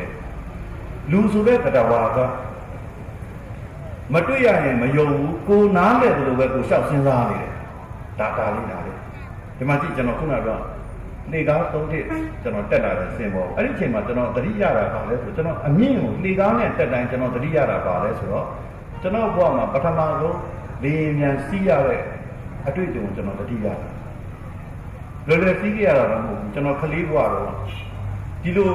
2နှစ်3နှစ်အရွယ်မှာစပြီးတော့ကျွန်တော်ရဲ့အပြင်းပြဆုံးစံထားတာပါလဲဆိုတော့လေမြန်စီးကြတယ်အဲ့ဒီလေမြန်အထဲထဲမှာဘာတွေရှိလဲစီးရင်ဘယ်လိုနေလဲဆိုတော့ကျွန်တော်သိနေတယ်ဗျာအဲ့ဒါနဲ့ကျွန်တော်လေမြန်စီးဖို့မုတ်ဘိုးတွေကိုစုတာကျွန်တော်ဘာမှမစားဘဲနဲ့စုရင်းနဲ့လူကြီးတွေကိုမေးကြည့်လိုက်တော့ကျွန်တော်ကလေးတယောက်အငတ်ခံပြီးတော့4လ5လ6လ10လလောက်စုရင်လည်းလေမြန်စီးလို့မရနိုင်ဘူးဆိုတော့သိသွားတော့ကျွန်တော်စိတ်သက်ကြတော့ကလေးမုတ်ဘိုးကလေမြန်စီးလို့ရတော့အောင်ကတော့ဘယ်သူမှမအောင်နိုင်ဘူးကလေးတယောက်ကအဲ့ဒီမှာကျွန်တော်လေမြန်စီးကျင်တဲ့စိတ်ရဲ့မဖြစ်နိုင်တာရဲ့ပေါင်းပြီးတော့ကျွန်တော်တော်တော်ခံစားနေရတဲ့အချိန်မှာလူကြီးမြောက်ကကျွန်တော်ရှိမှပြောတယ်ဘာပြောလဲဆိုတော့သူတို့ချင်းပြောတာနော်မင်းရလဲကွာတဲ့ပြေးပြေးလဲပြောသားမှာပြေးပြေးလဲပြောရင်လေပြန်တော့အလကားစီးလို့ရပါတယ်ဟာကျွန်တော်လူကြီးပြောရင်ဘာမဆိုယုံတဲ့လူကိုအဲ့တော့ဒါဆိုရင်သိကြပြီဒီနေ့ကစပြီးတော့ပြေးပြေးလဲပြောမယ်ငါတစ်ချိန်မှာသိကြတော့လေပြန်ကိုအလကားစီးရတော့တွေးလိုက်တယ်နော်အဲ့ဒီနေ့ကစပြီးတော့ကျွန်တော်ပြေးပြေးလဲပြောတာတခါတည်းထောင်ထဲရောက်တော့ဒါတော့ကျွန်တော်လည်းတတ်နိုင်နေကြတော့ပြေးပြေးလေးပြောခဲ့တာပဲလေရောက်သွားပြီးတော့ဘယ်တော့ကြာလဲဆိုတာကြည့်နော်9နှစ်ခွဲကြာတဲ့အခါမှာလာပြီနော်9နှစ်ခွဲကြာပြီအိမ်ကိုပြန်ရမယ်လို့လည်းဘယ်တော့မှမထင်တော့ဘူးငါတော့သေတဲ့ဒီထဲမှာပဲနေရတော့မှထင်နေတဲ့အချိန်မှာညီလေးတဲ့ပစ္စည်းတွေသိမ်းတော့တယ်ဘဝစားတွေထည့်အဲ့ဒီလိုပြောပြီးဆိုရင်ဒါအိမ်ကိုပြန်ပို့တာပဲအဲ့ကျွန်တော်ပြောသွားပြီးတော့မရှိဘူးပစ္စည်းတွေမရှိဘူးကြားတွေမရှိဘူးဒီတိုင်းပဲလိုက်မယ်ဆိုတော့မလိုက်လို့မရဘူးတဲ့မင်းနဲ့ပစ္စည်းသိမ်းတယ်မယူဘူးဒါတွေကျွန်တော်အကုန်ဒီတိုင်းအဝတ်တဲ့ကိုတစ်ခုနဲ့ပြန်มาအမှန်ကတော့အင်ကြီးတွေစုပ်ပြတ်နေပါပြီပစိုးတွေဆိုပွဲနေတာတချို့ပစိုးဆိုရင်ဘယ်လိုလဲဆိုတော့လေအထဲမှာဟင်းကိုချက်တဲ့လူတွေရှိတယ်ဒီထဲထဲမှာပါလာတယ်ကျွန်တော်နဲ့အတူသူတို့တွေခမင်းဟင်းချက်ရင်အဲ့ဒီအထဲမှာတော့လေလောင်စာမရှိလို့သူ့အရက်ကလည်းအရှိကြီးနဲ့အဲ့ဒီပုံစံပစိုးရဲ့အောက်အနားစာကိုလက်တစ်စစ်လောက်ကလေးကိုပတ်လေဖြဲလိုက်တယ်နော်ဖြဲပြီးတော့စီစိန်ပြီးတော့ခိုးပြီးတော့ခင်းချက်အဲ့ဒါအရာသာကိုတိသွားတဲ့ခါကျတော့နောက်တစ်နေ့ကျတော့လက်တစ်စစ်ခတ်ပြီးတော့ပတ်လေဖြဲပြအောင်ကြာတဲ့အခါကျတော့သူရေချိုးတော့မှဆိုရင်ခွက်ကိုကုန်းပြီးတော့ခတ်လိုက်ရင်နောက်ကလူတွေကလက်မကြည့်ရတော့ဘူးအခုဒီချိန်မှာငုတ်တုတ်ကြီးခိုင်နေလို့နာမည်မပြောတော့တာပါလာတယ်တယောက်အဲ့တော့ကျွန်တော်မှပစိုးအကောင်းဆိုတာလည်းမရှိပါဘူးအဲ့ဒါအမြင်မတော်တော့သူတို့ကပစိုးတစ်ထည်နည်းနည်းကြည့်ပြောကြည့်ပြောပစိုးလေးအနွမ်းလေးပေးလိုက်တယ်ကျွန်တော်ကောက်ဝတ်ပြီးတော့ထွက်လာတာဘယ်ဟုတ်လဲအိမ်ပြန်ရမှာမဟုတ်ဘူးတဲ့ဗျာနေရာပြောင်းရမှာနေရာပြောင်းမယ်ဆိုတော့အေးပေါ်လေးပြောင်းဖို့ဒီနေရာမှာတော့ညင်းငွေနေတာအဲ့ဒါရခိုင်ပြည်နယ်ဘက်ကိုကျွန်တော်ခေါ်မယ်ဆိုပြီးတော့ညီလေးရေတဲ့မန္တလေးသူတွေဘာဖြစ်လို့လှတယ်သိတယ်မလားသိလိုက်တယ် ရွှေချီချင်းပေါ်ပြတော့အေးကွာရွှေစည်းကြီးတော့မင်းကိုတန်ချီချင်းပဲပေးမယ်ဆိုပြီးတော့ထလာတာတန်ချီချင်းထလာရဲ့ကောတန်ချီချင်းပြီးတဲ့အခါညီလေးဝမ်းဆက်မှာလှမှာဆိုတော့ကွာလက်ထိတ်ကလေးလည်းလက်ခံလိုက်ပါဘူးဆိုလက်ထိတ်ကပါခတ်လိုက်ပြီးတော့မှညီလေးမကိုက်တရဖူပါမှတင့်တယ်တယ်ဆိုပြီးတော့အမှခေါင်းစုပ်ကြီးဆွတ်ချလိုက်တော့ဘာမှမမြင်ရတော့အဲ့ဒီအထိကျွန်တော်ဘာမှမဖြစ်သေးဘူးနော်ဒါတွေကမျောလင့်ပြီးသားတွေဘယ်လိုခေါ်သွားမယ်ဆိုတာလည်းမသိဘူးဒါပေမဲ့အဲ့ဒီမျက်စိပိတ်ရဲ့မှောင်ကြီးမှာဂလုံးဂလန်နဲ့သွားခြင်းနဲ့ညီလေးလေကားတစ်ကွာတဲ့တက်မယ်တဲ့ကြည့်လိုက်တော့မှလေမြန်ပေါ်တက်တဲ့လေကားကြီးဖြစ်နေရောဗျာဟာငါစုတောင်းတော့ပြည့်ပြီလေမြန်လက်ကားစီးရပြီလေအဲ့ဒီမှာမှကျွန်တော်တွေးမိတာဆိုတော့ကျွန်တော်တို့လက်ခုပ်ဩဘာပေးနေတယ်လို့ထင်ရတယ်အဲ့ဒီတန်ဆုံတီးဝိုင်းကြီးကခြီချင်းတွေလက်ထိတ်တွေကမြင်နေတာချလင်းဆိုလေမြန်ပေါ်တက်သွားတဲ့အချိန်မှာကျွန်တော်ဘာစဉ်းစားနေလဲစဉ်းစားကြည့်ကြတွေးကြည့်ကြရီရခက်ခက်ငိုကခက်ခက်အော်စုတောင်းဆိုတာပြည့်ပြီးတိုင်အောင်ကြာနာစုမတောင်းခဲ့ရင်အတော်ကိုယ့်ရုပ်ကာယနိုင်ပါလားဆိုတာတွေ့လားဒီပြန်စီးရမယ်အလကားလည်းစီးရမယ်နော်ကလေးတယောက်ရဲ့စုတောင်းပြည့်တယ်လေအဲ့ဒါမျိုးကျွန်တော်တို့ဘယ်လိုစီးကျင်လဲမေးကြည့်ဘယ်သူမှစီးကျင်မှာမဟုတ်ဘူးစဉ်းစားပြီနော်ဘာအလုတ်ပဲလုပ်စုတောင်းတဲ့အလုတ်တော်မှာကြာနာသုံးသပ်စဉ်းစားရမယ်အဲ့ဒါကြောင့်ကျွန်တော်တို့ဒီနိုင်ငံရေးလောကမှာစကားရှိတယ်ကျွန်းကိုပို့တဲ့ခေတ်တုန်းကနော်တကျွန်းမှာဟိုးကိုကျွန်းမှာနိုင်ငံသမားတွေကိုဒီတိုင်းပြစ်ထားတဲ့ခေတ်တုန်းကကျွန်းမှာနိုင်ငံသမား3ယောက်ရှိတာပေါ့အဲ့ဒီမှာတကိုးရှင်တယောက်ကဝါးကနေရောက်လာပြီးတော့လူရစုတောင်းပြည့်စီရမယ်ဆိုတဲ့အခါမှာရှင်းဆုံးလူကတော့မြန်ပြောတော့ကျွန်တော်အမေကြီးအသက်လည်းကြီးလာပြီကျွန်တော်ကိုမျှော်နေတယ်အဲ့ဒါအိမ်ကို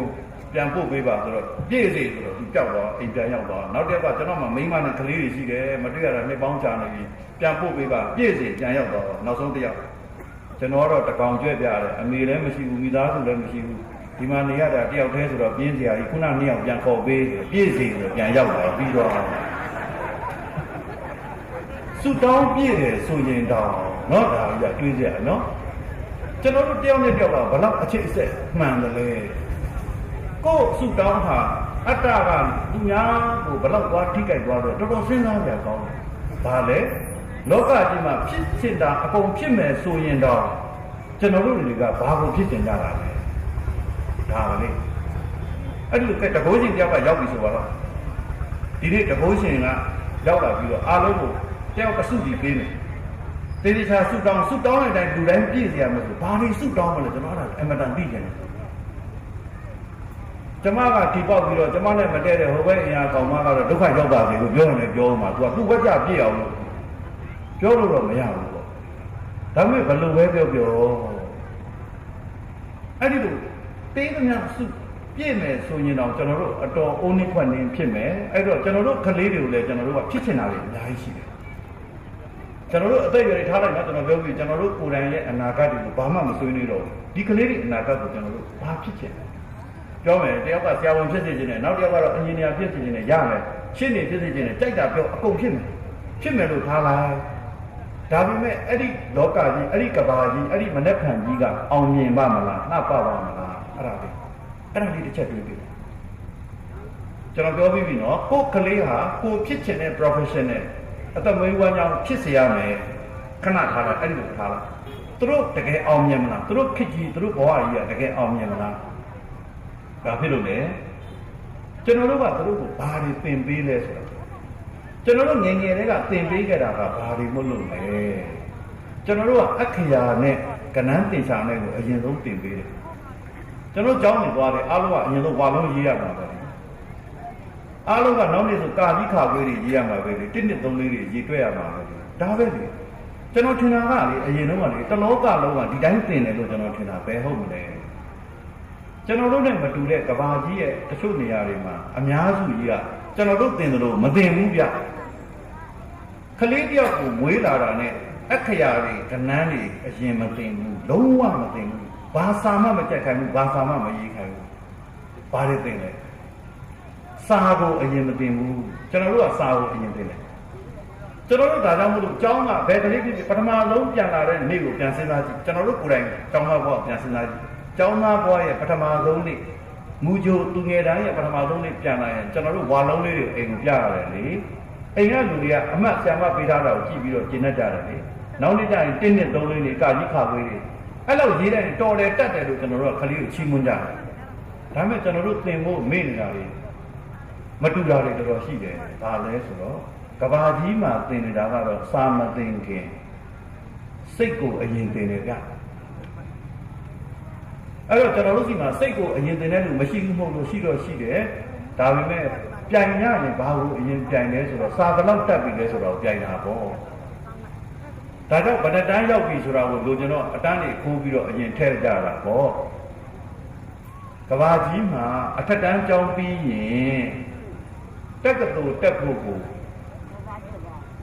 ဘယ်တက္ကသိုလ်ရွေးမလဲလို့ပြောရင်ကျွန်တော်တို့နဲ့မတူတာတော့အံ့ဩစရာကောင်းတာနော်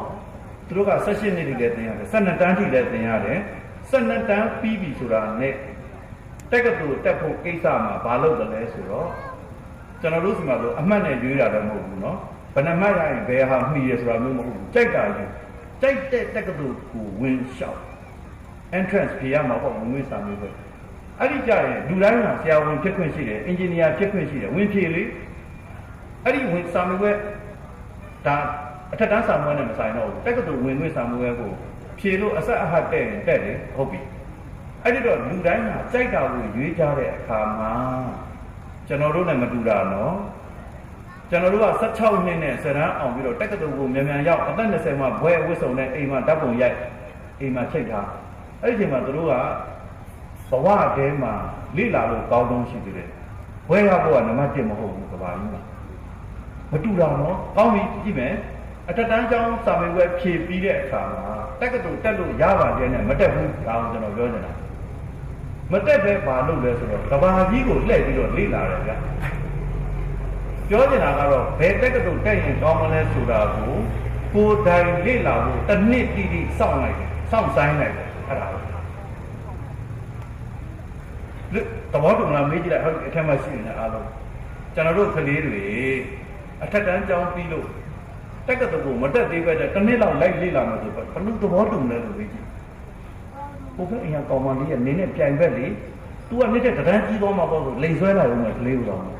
ပေမဲ့ကဘာကြီးမှာတော့ဒီတိုင်းကျင့်နေကြပြီနော်ဟိုအိုဘားမားသမီးလေးလောက်တာကြည့်ကြတဲ့ကျွန်တော်မျိုးလုံးပြူသွားတာနောက်တော့မှမေးကြည့်တော့ဘယ်ဟုတ်လဲကဘာအနှံ့ကလေးတွေကအဲ့ဒီတိုင်းလုပ်နေတာမတူတာဘူးနော်ကျွန်တော်ငယ်ငယ်တုန်းကခုနလည်းဖတ်ပြတာပါလို့မယ်ကျွန်တော်ကသားယောက်ျားတယောက်ပဲပါညီမတွေအမတွေအများကြီးကြားထဲမှာမွေးခဲ့တာ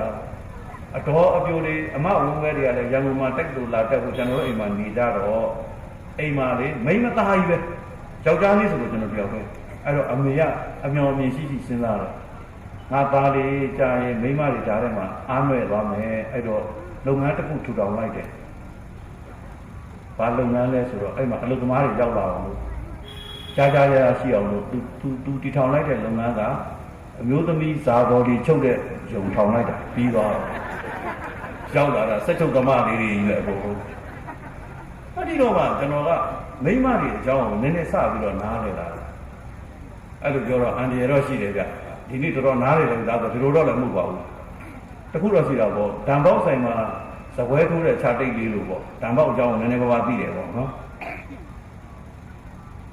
အဲ့ဒီမှာလေဒီအမတွေအတော်တွေအပြိုတွေစက်ချုပ်သမားလေးတွေကလေအဲ့ဒီခေတ်တုန်းကမိန်းမတွေထုံးတာတိုင်းပေါ်ပေါ်တင်းတင်းယောက်ျားတွေကိုမကြည့်ရဘူးအိမ်ကိုလာတဲ့ဧည့်သည်ယောက်ျားတွေပါလေရှိရင်သူတို့တွေကထပ်ခိုးလေးကမှောက်ပြီးတော့အဲ့လိုချောင်းကြည့်ကြတာမိမဆက်ရဲဘူးအိမ်ရှိကနေယောက်ျားတယောက်ဖြတ်သွားရင်သူတို့အိမ်ထဲကတည့်ပတ်ဓာတ်တွေကကြည့်ပြီးဘာပြောလဲဆိုတော့ဟဲအဲ့ဒါငါရဲ့မောင်လေးဖြစ်လိုက်ပါတော့ငါသားလေးဖြစ်လိုက်ပါတော့ငါချစ်သူဖြစ်လိုက်ပါတော့လို့တန်းတာအဲ့ကြရင်ကျွန်တော်ကလေးလေးကဘယ်လိုယောက်ျားလဲတအားကြည့်တယ်ကျွန်တော်လိန်မာကျင်တာဟောအဲ့လိုကလိန်မာကျင်တယ်ဆိုတော့ဘာမဆိုငါလိန်မာမယ်ထောင်တန်းနေပါလေကြမယ်လို့မျိုးဘယ်တော့မှမလုပ်ဘူးလို့ကိုယ့်ကိုယ်ကိုဆုံးဖြတ်လာတာအဲ့လိုအဲ့နဲ့ချောင်းကြည့်လိုက်တဲ့အခါမှာတစ်ခါနှစ်ခါသုံးခါလောက်ကြတော့ကျွန်တော်လုံးဝသိသွားပြီနောက်ထမကြည့်တော့ဘူးသူတို့သဘောကျတဲ့ယောက်ျားဟာတစ်မျိုးတည်းပဲအရွယ်ကြီးတာငယ်တာပဲကွာတယ်ဘာလဲဆိုတော့စာကြိုးစားတယ်လိန်မာတယ်မိဘကိုလှုပ်ကြွေးတယ်ရသမျှလာကောအကုန်အပ်တယ်အဲ့ဒါသူတို့အကြိုက်ဆုံးပဲဒီတစ်မျိုးတည်းပဲသူတို့မကြိုက်တာတွေနောက်ကျွန်တော်တွေ့လာတယ် အဲ့ဒါကြည့်ပြီးတော့ကျွန်တော်တို့နေနေရတော့ငါဖြစ်မလားမဖြစ်ဘူးလားပေါ့တွေးတာပေါ့လို့ဒါပေမဲ့နည်းနည်းလေးကြည့်တာတော့သတိထားမိတော့သူတို့မကြိုက်တဲ့ယောက်ျားတွေကိုကျွန်တော်တွေ့လာတောက်တာစားတဲ့အကြောင်းမပါဘူးလောင်းကစားသမားကိုပြောတာမဟုတ်ဘူးအဲ့ဒီယောက်ျားမျိုးကအိမ်တွေကအမတွေအမေတွေအတော်တွေမကြိုက်တဲ့ယောက်ျားဘယ်လိုယောက်ျားမျိုးလဲဆိုတော့စကားပြောရင်ဘယ်တော့မှကိုယ်အိမ်ထဲအကြောင်းကိုမပြောဘူးအိမ်အတွင်းကမှထိုင်ပြောနေတဲ့လေသာမဟုတ်ဘူးသူတို့ပြောတဲ့လေသာကဝရန္တာကပြောတဲ့လေသာမျိုးပဒင်းပေါက်ကအပေါ်ကပဒင်းပေါက်ကပြောတဲ့လေသာမျိုးတော့သူရှင်းပြီဖြစ်နေသူတို့ကြည်တာကသူတပားအိမ်ကိုလမ်းထဲကိုကြည့်တယ်ရက်ရွာကိုကြည့်တယ်ပြန်ပြောတယ်ဆိုလိုတာကရက်ရေးရွာရေးကိုစိတ်ဝင်စားတဲ့လူတွေဒါကပဲကျွန်တော်တို့လူမျိုးကပါဠိအမတန်ကြိုက်တော့ပရဟိတလို့ပြောလိုက်တာပေါ့အဲ့ဒီလိုလူမျိုးတွေကိုတော့လေအိမ်တွေကအမေတွေအမတွေကမကြိုက်ဘူးကြအဲ့ဒါကြောင့်အဲ့ဒါကိုဝါသနာပါတဲ့လူသူတို့ပြောတဲ့စကားအများအားရှိတယ်နင်းတော့တုံးတာမရှိဘူးကိုထမင်းကိုစားပြီးတော့ကြီးတော်နွားကိုကြောင်းမဲ့အကောင်ဒါအများအားပြောတယ်ဒါပေမဲ့သူများသားသမီးကပရိဒတ်လုပ်ရင်တော့သူကမြောက်ပေးတယ်အေးတူလေးမင်းတို့တွေရှိလို့အကြထဲမှာအားကိုးနေရတာနော်အတီကအိမ်ကကလေးကိုသိဖြစ်စေနေတာအမှန်ကမဟုတ်ဘူးသူများသားသမီးကိုပဲမြောက်ပေးနေတာအဲ့တော့ပရိဒတ်သမားကိုသူတို့ကစကလုံးနဲ့ဝေဖန်လိုက်တယ်ကိုထမင်းကိုစားပြီးကြီးတော့နွားကြောင်းမဲ့အကောင်ဟုတ်ပြီကျွန်တော်သိချမှတ်ထားတယ်ဘာပဲဖြစ်ဖြစ်နော်အများအကျိုးကိုလုပ်ရမှာပထမမိသားစုအကျိုးကိုကြည့်တယ်ဒုတိယကရိုက်ရအကျိုးကြည့်တယ်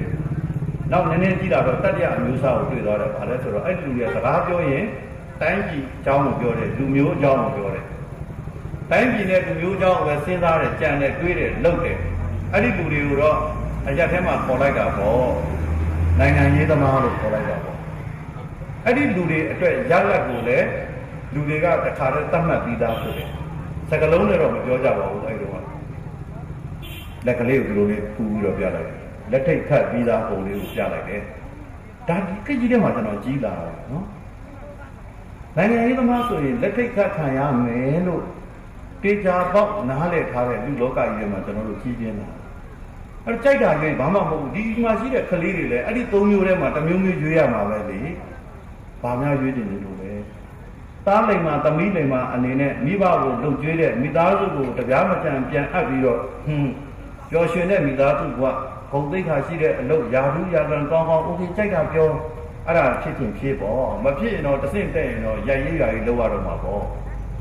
ဒီတဲ့ပြည့်ပြရင်တော့နိုင်ငံရဲ့အရေးကိုလောက်ရတော့မှာပေါ့ကြိုက်တာလောက်ပါ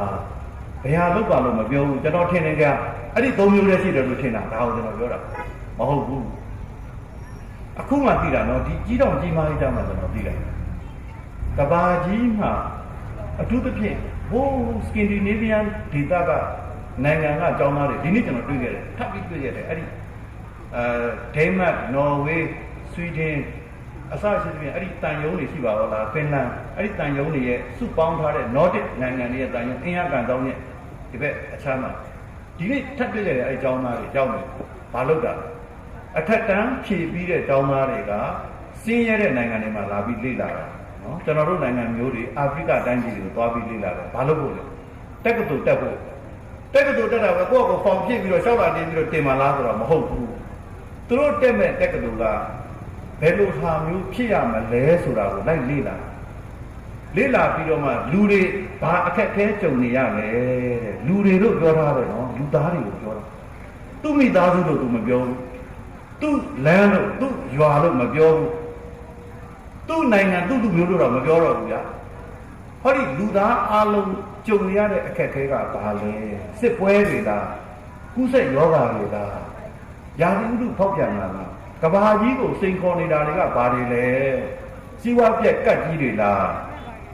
လူသားနဲ့ကဘာကိုစိန်ခေါ်တဲ့အရာတွေငါတို့ရင်ဆိုင်နေတဲ့ဒါ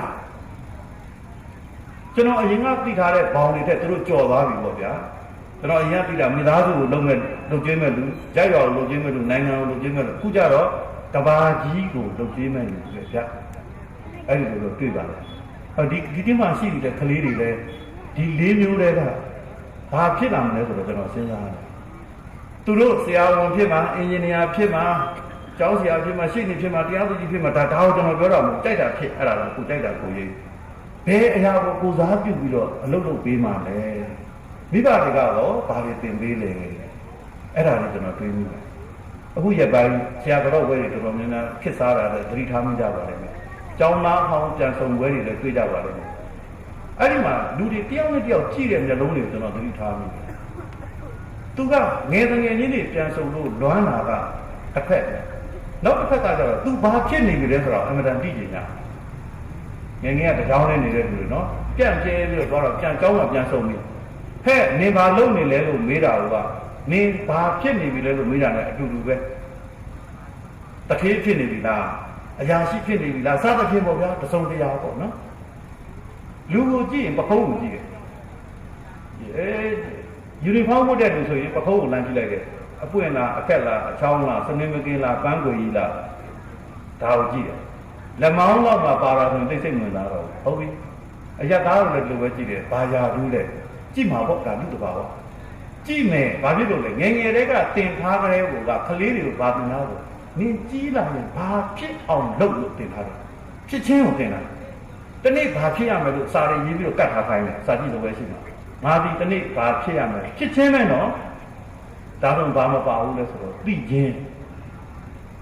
ကျွန်တော်ဒီကနေ့စိတ်ဝင်စားတာကကျွန်တော်ငယ်ပေါင်းတယောက်တော့နဲ့တွေ့လို့သူငယ်သားတို့ကနှစ်ကြီးတွေအတူတူထွက်လာတဲ့ငယ်ချင်းတယောက်နဲ့တွေ့ခဲ့လို့ကတော့ကျွန်တော်မေးနေတာသူဘာဖြစ်နေလဲဆိုတော့ကျွန်တော်စိတ်ဝင်စားမှာမဟုတ်ဘူး။တကယ်ချင်းမင်းဘာသိပြီလဲကွာလို့ကျွန်တော်မေးတယ်။မင်းဘဝဘာအဓိပ္ပာယ်လဲလို့မင်းသိတယ်လဲကွာ။ဒါမှမဟုတ်လူဖြစ်လာခြင်းအနှစ်သာရကိုမင်းဘယ်လိုသိလဲကွာဒီလိုမေးနေတယ်။တဆွေးတမြင့်မေးနေတယ်။တလေးတစ်နဲ့ကိုနားထောင်တယ်။ဒါမဲ့လူတွေကြည့်တာတော့မင်းဘာဖြစ်နေပြီလဲလို့ကြည့်ကြတာပဲ။အဲ့ဒါကြောင့်လည်းကိုလုံးကြီးတွေထွားပြီးတော့ခြေပြားကြီးတွေထောက်ပခုံးကြီးတွေမြောက်ပြီးတော့လာကြတာပဲ။ဒါကြောင့်မို့လဲ Facebook မှာလှမယ်ထင်တဲ့ဟာကိုအဲ့360တွေနဲ့ရိုက်ပြီးတော့တင်ကြတာပဲ။ဘာဖြစ်လို့လဲလို့ကြည့်လိုက်တဲ့အခါကျတော့လူကရှင်းရှင်းပြောရရင်တော့အများကကိုယ့်ကိုတတိပြုပြီးတော့ attention ခေါ်တဲ့ဂရုစိုက်တာကိုခံမြင်တဲ့အခါမှာတယောက်တစ်မျိုးစီလုပ်ကြတာပေါ့။အဲ့ဒီမှာဘာတွေဖြစ်ကုန်လဲ။ကျွန်တော်တို့လူငယ်တွေကျွန်တော်တို့စီကလူကြီးတွေစီကဘာတွေသင်ရလဲအဲ့ဒါကျွန်တော်ပြောပြီးပြီခလေးတယောက်မွေးလာပြီဆိုရင်ဘာတွေသင်ပေးမှလဲလို့မေးတော့အများစုကဘယ်လိုဖြေလဲဆိုတော့ကောင်းကောင်းထားရမှာပေါ့ဗျာကျွန်တော်လူချင်တာဒီအဖြေမဟုတ်ဘူးကျွန်တော်တို့ကိုယ်တိုင်ဘာတွေသင်ပေးမှလဲလို့မေးချင်တယ်အဲ့ဒီကြတော့ခုနပြောသလိုကျောင်းကိုပဲပုံအပ်မယ်ဆိုရင်တော့တကယ်အဖြေမှန်ရပါမှာအခုကျွန်တော်သိသမျှထဲမှာနော်ကဘာပေါ်မှာလစာအများဆုံးရတဲ့ခလေးတယောက်ကိုကျွန်တော်သိထားတယ်ခလေးလစာဘယ်လောက်ရတဲ့အောင်မေးပါမလဲတစ်လကိုအမေရိကန်ဒေါ်လာ3,200,000ရတယ်အဲ့စဉ်းစားတော့ကြည့်အမေရိကန်ဒေါ်လာကိုအမေရိကန်ဒေါ်လာ100ကို3,500,000လောက်ရှိနေတဲ့အချိန်မှာအဲ့ဒီခလေးရတာကတစ်လကိုဒေါ်လာ3,200,000ရတယ်ခလေးတော့12နှစ်သားနော်အဲ့ဒီခလေးကအင်တာဗျူးလုပ်တာမင်းတလောက်တော်တာ Google မှာရသွားတာလေကျွန်တော်တို့ဖုန်းတွေပို့လိုက်ရင် Google ကြီးပေါ်လာတယ်မဟုတ်လားအဲ့ဒီမှာအလုပ်ရသွားတာဘယ်နိုင်ငံလဲဆိုတော့ကနေဒါနိုင်ငံကခလေးလေး12နှစ်သားအဲ့လောက်များတဲ့လာတာတော့ကျွန်တော်လည်းမသိတော့တလောက်သိန်းထောင်နဲ့ချီပြီးတော့ဘယ်နှထောင်လဲဆိုတာတွက်ကြည့်တော့ဒီကလေးရဟုတ်ပြီသူ့ကိုမေးတယ်ဘယ်ကျောင်းမှာနေခဲ့တာလဲကျွန်တော်တို့ကပြောမယ်နော်ကလေးတယောက်ကိုကျွန်တော်တို့ဘာတွေသင်ပေးမလဲအကောင်းဆုံးကလေးဖြစ်အောင်ဘာတွေသင်ပေးမလဲဆိုအကောင်းဆုံးကျောင်းမှာထားမယ်လို့ပြောမယ်ဆိုထားလိုက်โอเคထားအဲ့ဒီကလေးလေးဘယ်ကျောင်းမှာတက်ခဲ့တာလဲဆိုတော့ကလေးကဖြေလိုက်တယ် home school တဲ့အိမ်မှာပဲသင်ခဲ့တာပါတွေးတော့တွေးကြရမှာဖြစ်သွားတယ်နော်ဒါဆိုရင်ကျွန်တော်ကလေးမွေးပြီးတော့အိမ်မှာသင်ပေးမှမသင်ပေးနိုင်ဘူးကိုယ်အလုပ်တွေကိုပြဿနာနဲ့ကိုအားနေချက်နဲ့ကိုဒါပေမဲ့စဉ်းစားတာတွေကကျွန်တော်တို့စဉ်းစားတာတွေဟန်ကြရလားလို့ကျွန်တော်ကတိုင်းမင်းနေတာဟောဒီကဘာပဲဖြစ်ဖြစ်ပါကျွန်တော်ငြိမ်ငြိမ်သက်သက်လေးနားထောင်ပြီးတော့ကျွန်တော်ကျေးဇူးတွေအများကြီးတင်ပါတယ်ဒီကျွန်တော်ပြောတဲ့အကြောင်းအရာကငြင်းငွေကြတဲ့ဖြစ်ဖြစ်မယ်ဒါပေမဲ့ကျွန်တော်ကမိသားစုစုံလုံးတိုင်ပင်တဲ့သဘောဗျဟိုဒီရရကကျွန်တော်အများနဲ့မရောက်နိုင်ဘူးစိတ်ထဲမှာဘလောက်ပဲဖြစ်တဲ့စိတ်ရှိပေါ့ကိုယ်နေသားတွေကိုယ်အမျိုးတွေနဲ့ကျွန်တော်တွေ့တော့မှဒါလေးကျွန်တော်မေးနေတာကျွန်တော်တိုင်ပင်တဲ့သဘောပါပဲကလေးတွေကျွန်တော်တို့မွေးပြီးပြီဆိုရင်ဘာတွေသင်ပေးကြမလဲလုပ်ကြပါဦးကျောင်းကောင်းထားမယ်လို့လည်းမပြောပါနဲ့အဲ့ဒါလေးပဲဘာတွေကျွန်တော်တို့ဝိုင်းတင်တာကြည့်ပါကျွန်တော်တွေးခဲ့တယ်နော်ကျွန်တော်ကနိုင်ငံအောင်ထည့်မပြောတော့ဘူးတရားနေနိုင်ငံတစ်ခုကြော်ညာပေးလို့ဖြစ်မှာဆိုဒီလိုပဲကြည့်ဗမာကလေးနော်သူ့အဖေကကျွန်တော်နဲ့ရွယ်တယ် တချင်းဖွင့်ပြီးတော့အိမ်မှာစိန်နဲ့နားထောင်နေတဲ့ကြက်ကြီးနဲ့နိုင်ငံသားမှာနော်ခလေးကပြန်လာတာဖေဖေစိန်ကြနေပါလားဆိုတော့အဖေကပြောပြီးတော့ဒူးလေးနှံ့ပြီးတော့ဟုတ်တယ်တဲ့ပါလေဆိုတော့ဗမာတချင်းအစ်စ်ရလို့တဲ့ခလေးကမေးတယ်နော်ကြောပို့အိတ်ကိုမချသေးဘူးဖေဖေဘယ်လောက်ပေးရလဲတပုတ်ကိုဘယ်လောက်ကြလဲဆိုတော့အပေးရတာမေးတယ်ဥယူလာတာလက်ဆောင်ပေးတာလားပေါ့မဟုတ်ဘူးခလေးမျက်လုံးကအစမတန်ပြူးကျဲသွားသူတိတာအကုန်ကုန်သွားပြီတချင်းတစ်ပုတ်ကိုရဖို့ကတန်ရတန်ကြီးပေးဝယ်ရင်ဝယ်သူများစီကလက်ဆောင်ပေးရင်ပေးဒါပဲရမယ်လေဘလို့ရလဲဖေဖေအဖေကအမတန်ပိုင်နိုင်တဲ့အပြုံးနဲ့ခလေးကိုပေါင်ပေါင်ထိုင်ခိုင်းလိုက်တယ်ကျွန်တော်ကသူ့ရှိမှထိုင်ကြည့်နေဒီမှာကြီးရဲ့သူ့ဟိုလေးကို iPad ကိုဖွင့်ပြီးတော့ကြားတယ်ဒီထဲကိုဝင်လာလိုက်တဲ့ဒီလိုဖွာလိုက်ဒီလိုကြော်လိုက်ဒီလိုကလိန်ကကြစ်လုပ်လိုက်ဒီလိုဖြန်ကြလိုက်အလကားဆွဲချလို့ရပြီအဲ့တော့တချင်းတစ်ပုတ်ကိုအဲ့လိုယူရင်အလကားရအောင်ယူလို့ရတဲ့နည်းတွေကလိန်ကကြစ်နည်းတွေကိုခလေးကိုပြလိုက်တဲ့အခါမှာခလေးကအဖေကိုအမတန်အထင်ကြီးသွားတဲ့အကြည့်နဲ့ကြည့်မယ်လို့ဖခင်ကမျှော်လင့်ထားတာမဟုတ်ဘူးခလေးကအစွမ်းကုန်အပြင်းထန်ဆုံးရှုံချလိုက်တယ်ဆိုတဲ့အကြည့်နဲ့ကြည့်တာဗျဖေဖေတဲ့ဒါ intellectual rights copyright ခလေးကရှင်းတာနော်ညာနာပစ္စည်းမူပိုင်ခွင့်ဆိုတဲ့စကားလုံးကိုကြာကြာနာနာအဖေကိုပြန်တင်ပေးတာဖေဖေအဲ့ဒါကိုချိုးဖောက်တာပဲ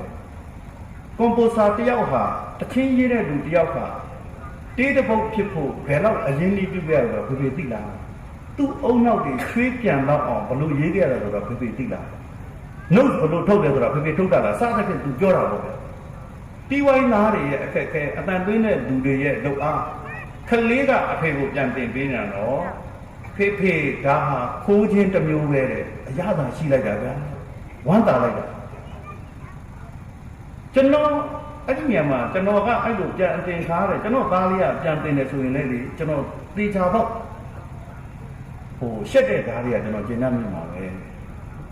ကျွန်တော်လူကျင်တာဒီလိုကလေးမျိုးတော့လူကျင်တယ်အမှန်ပဲခိုးရင်ခိုးတယ်ဆိုတာကို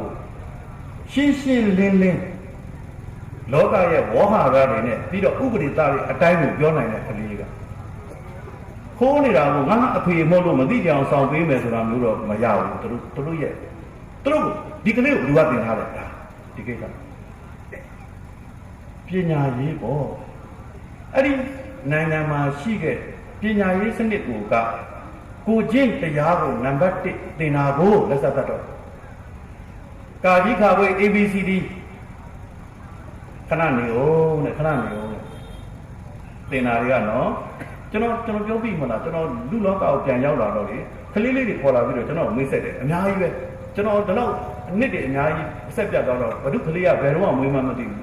ဟမ်ဒါလေးကဘယ်တော့မှမွေးတာလဲဒါကိုအင်းစိန်ထောင်မှာတော့ဒါကိုစစ်တွေမှာတော့ဒါကကိုကျိုင်းတုံထောင်မှာတော့ကိုတရက်ထောင်မှာတော့ကိုမူဝင်ထောင်မှာတော့ကျွန်တော်လည်းကလေးတွေကိုမဥပင်တို့ကျိုင်းတုံတို့အဲ့လိုပဲမှတ်လိုက်တော့ဟုတ်ပြီအဲ့ဒီကလေးတွေအကုန်လုံးကိုလေဥဆိုပြလိုက်ဆိုတော့ဘာဆိုပြခိုင်းနေအောင်နေလေသူတို့အရေးတကြီးသင်ပေးထားတဲ့အရာဧည့်သည်နဲ့တွေ့တိုင်းဆိုပြမဲ့အရာကအင်္ဂလိပ်လိုပန်းသီးကိုဘယ်လိုခေါ်လဲဆိုတာကိုဆိုခိုင်းနေတာတယောက်ဟောဒါတော့ရှိမှာပေါ့2ယောက်3ယောက်4ယောက်5ယောက်လောက်ကြာတော့ကျွန်တော်ပဲအရင်ပြောလိုက်တယ်အင်္ဂလိပ်လိုပန်းသီးကို apple လို့ခေါ်တယ်ဆိုတော့ကလေးကဘာပြောမှမသိတော့ဆိုတော့ကျွန်တော်တို့ဘာတွေကိုသင်ပေးတင်ရတယ်ဒါကိုကျွန်တော်တို့ကနံပါတ်1အရေးကြီးတယ်လို့ကျွန်တော်ထင်တယ်တကယ်လားသိကြလားကလေးတယောက်အင်္ဂလိပ်လိုပန်းသီးကိုဘယ်လိုခေါ်လဲဆိုတာအရေးကြီးဆုံးလားဘဝမှာကလေးတယောက်ပုံဆွဲနေတယ်ဟဲ့စာလည်းမကြောက်ဘူးသေတော့မယ်နေပုံတွေပဲဆွဲနေတယ်ကလေးတယောက်တချင်းဆိုတယ်ဒီချင်းဆိုလေး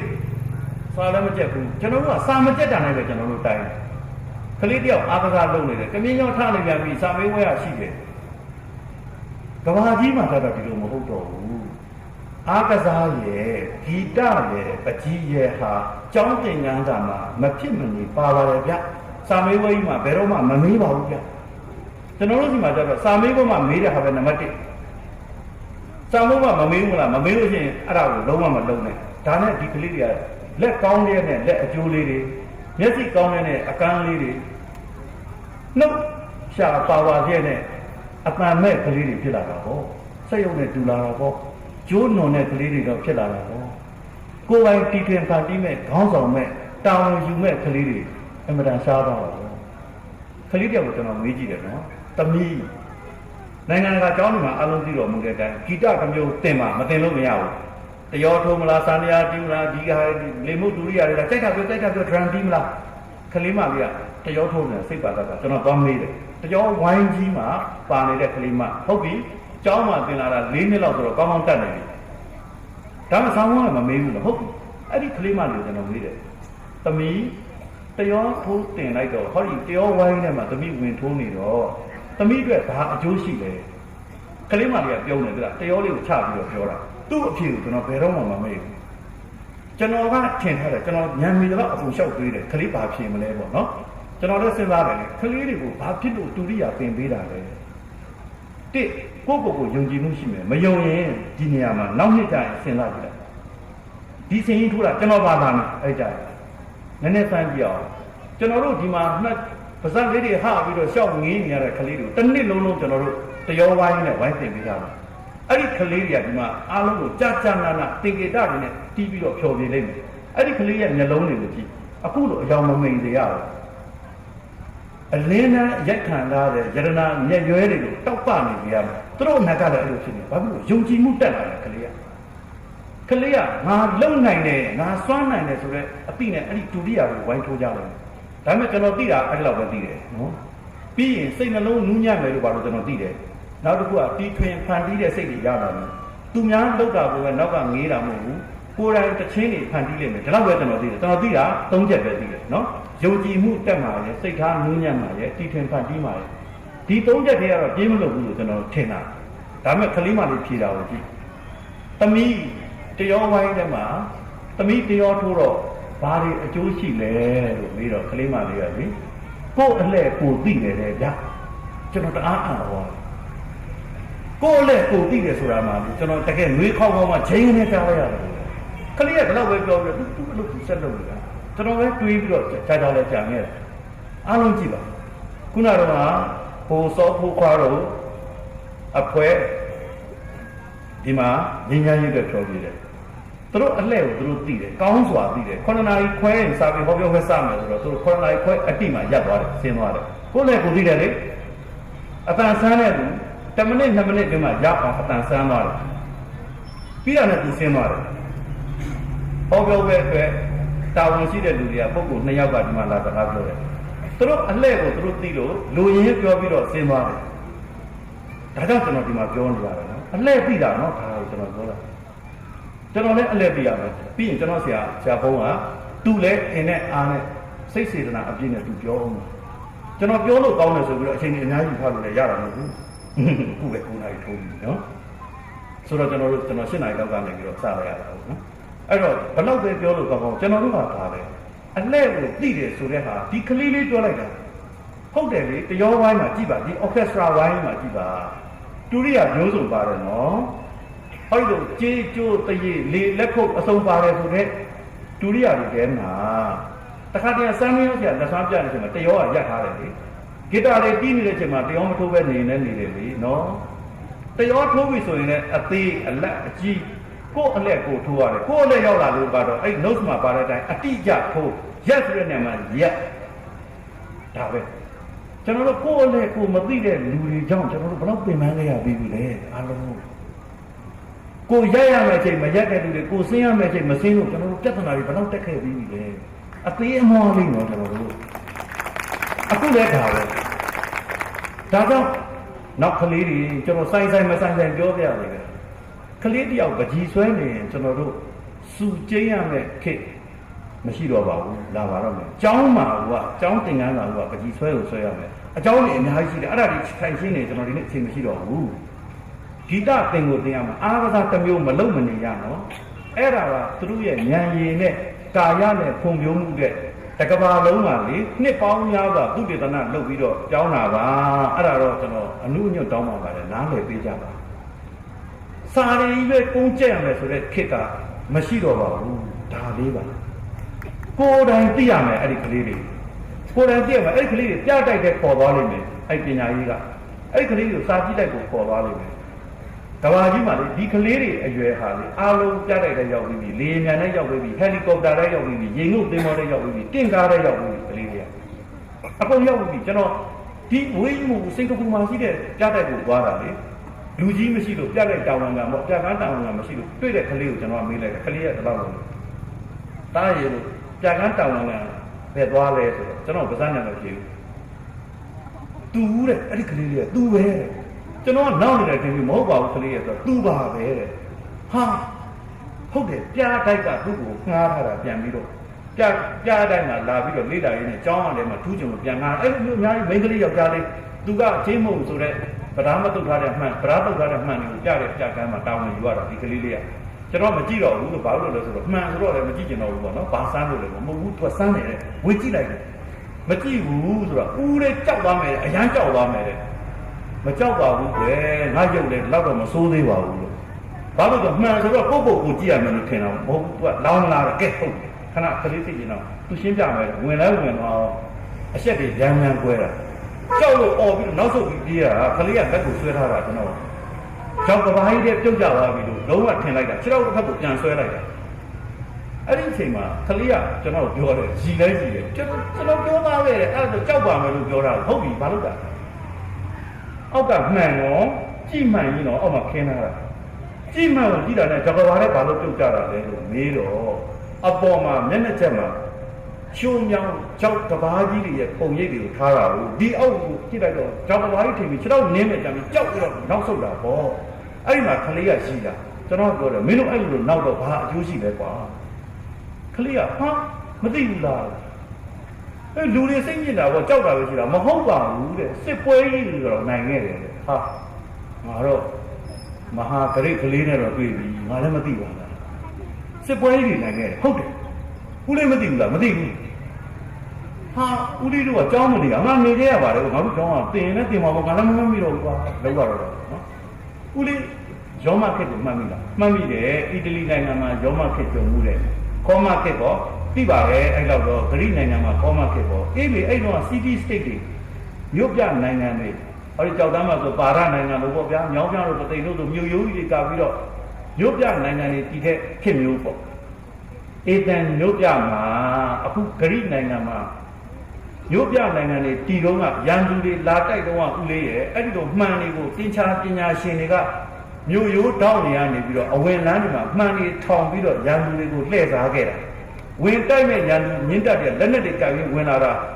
ဒီဘက်ကအများကြီးအကျိုးနေတယ်လို့ထင်ပြီးတော့တက်ပြက်ပြီးတော့ရှုံးရတာဦးလေးမသိဘူးလားမသိပါဘူးကွာလေးစားပါပဲကွာငါ့ကိုစစ်ချင်းပြပါကလေးနော်ကလေးကတမိုင်းနဲ့ကြည့်ပြီးစစ်ပွဲကြီးနိုင်တဲ့အကြောင်းအစားပြောနေပြီလမ်းမှာခလုတ်တက်ကြိုက်တဲ့အယုတ်တစ်ခုကိုတွေးလိုက်ရှင်းဟောင်းယုတ်တုပေါ့နော်အဲ့ကလေးလက်ကိုအပ်လိုက်တန်ကိုချစ်ကြည့်လိုက်မယ်ပြီးလို့ရှိရင်နည်းနည်းမြည်ကြည့်လိုက်မယ်ပြီးရင်လိုအပ်ရင်တက်ခွဲကန်းသွားမယ်တက်ခွဲကန်းမသွားခင်ကတည်းက तू ကပြောနေပြီဒါဗနရာစုခေတ်ကဖြစ်မယ် AD လား BC လာ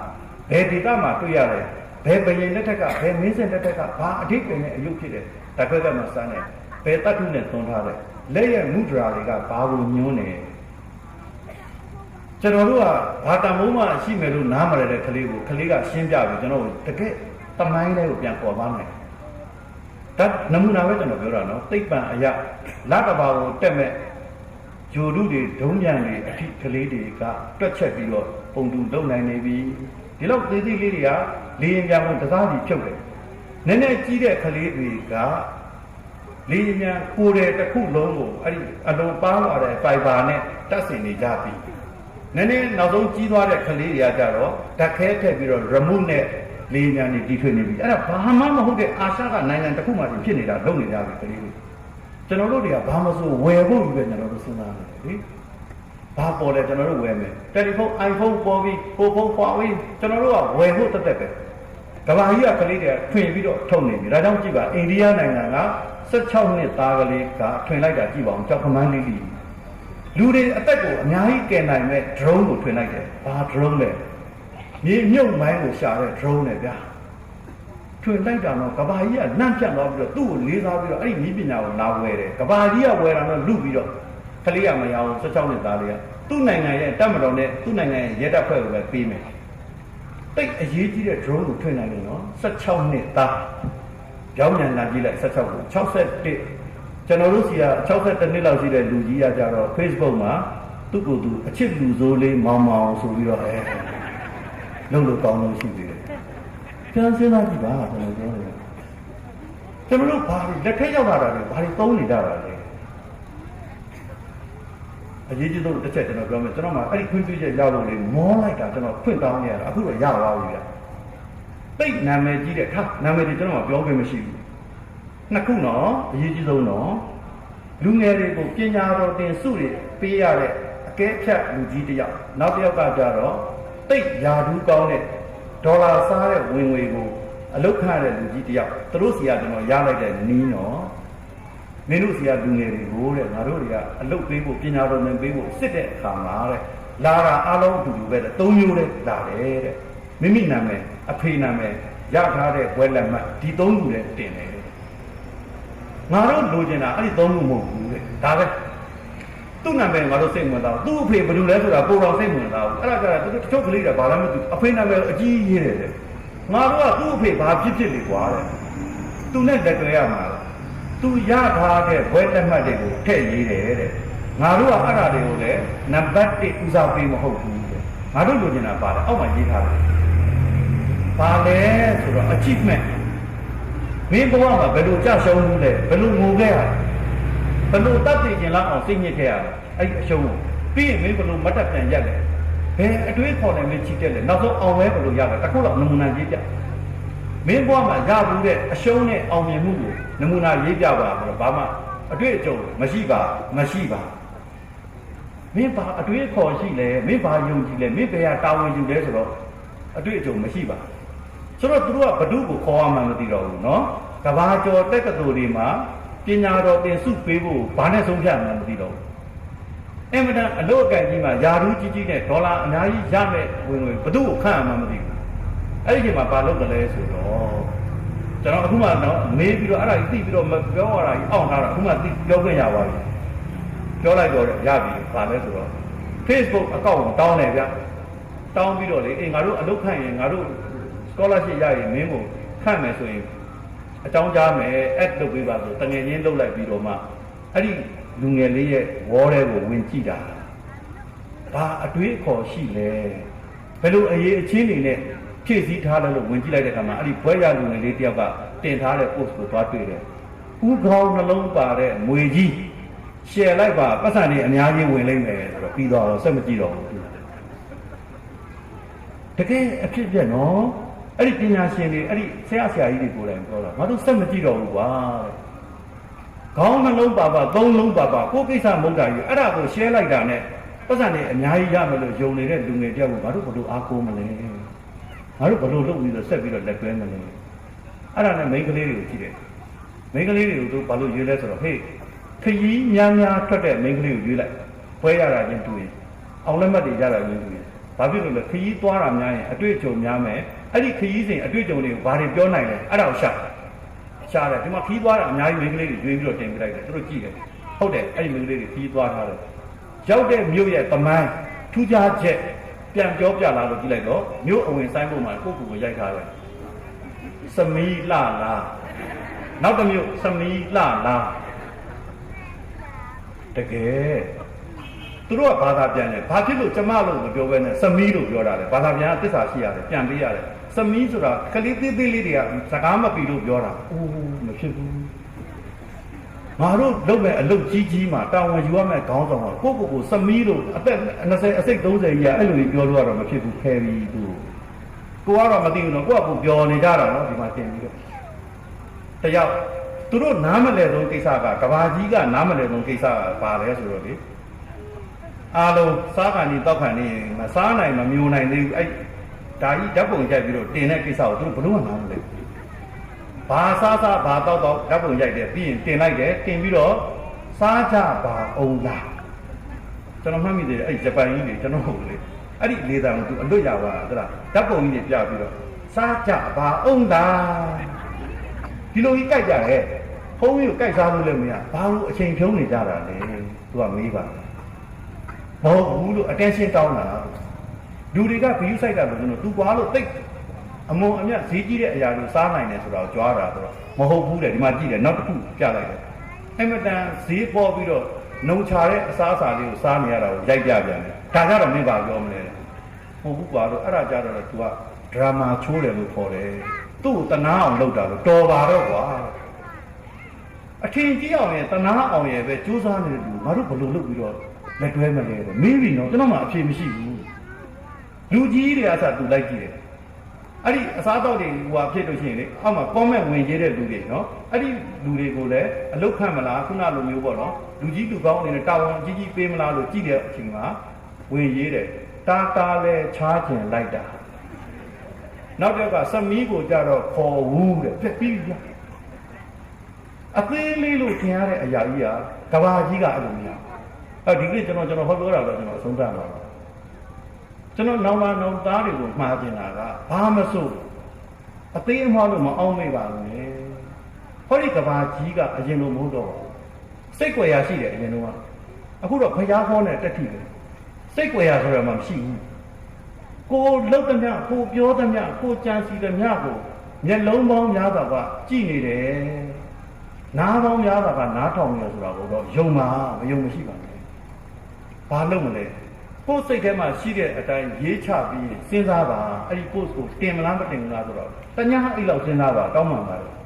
သွေးအေးသွားတဲ့အခါပြန်ဖတ်ကြည့်ပါဒါဘိုးတော်ကဝင်းကြီးချုပ်ခေါင်းဦးနုကိုယ်တိုင်အဲ့ဒါရေးခဲ့ပြီးတော့ကျွန်တော်မှတ်မိလို့ကျွန်တော်ပြန်ပြောပြတာတကယ်လည်းမှန်လို့စိတ်ခံစားချက်ကိုဦးစားပေးမလားဉာဏ်ပညာနဲ့ထိန်းကွပ်မလား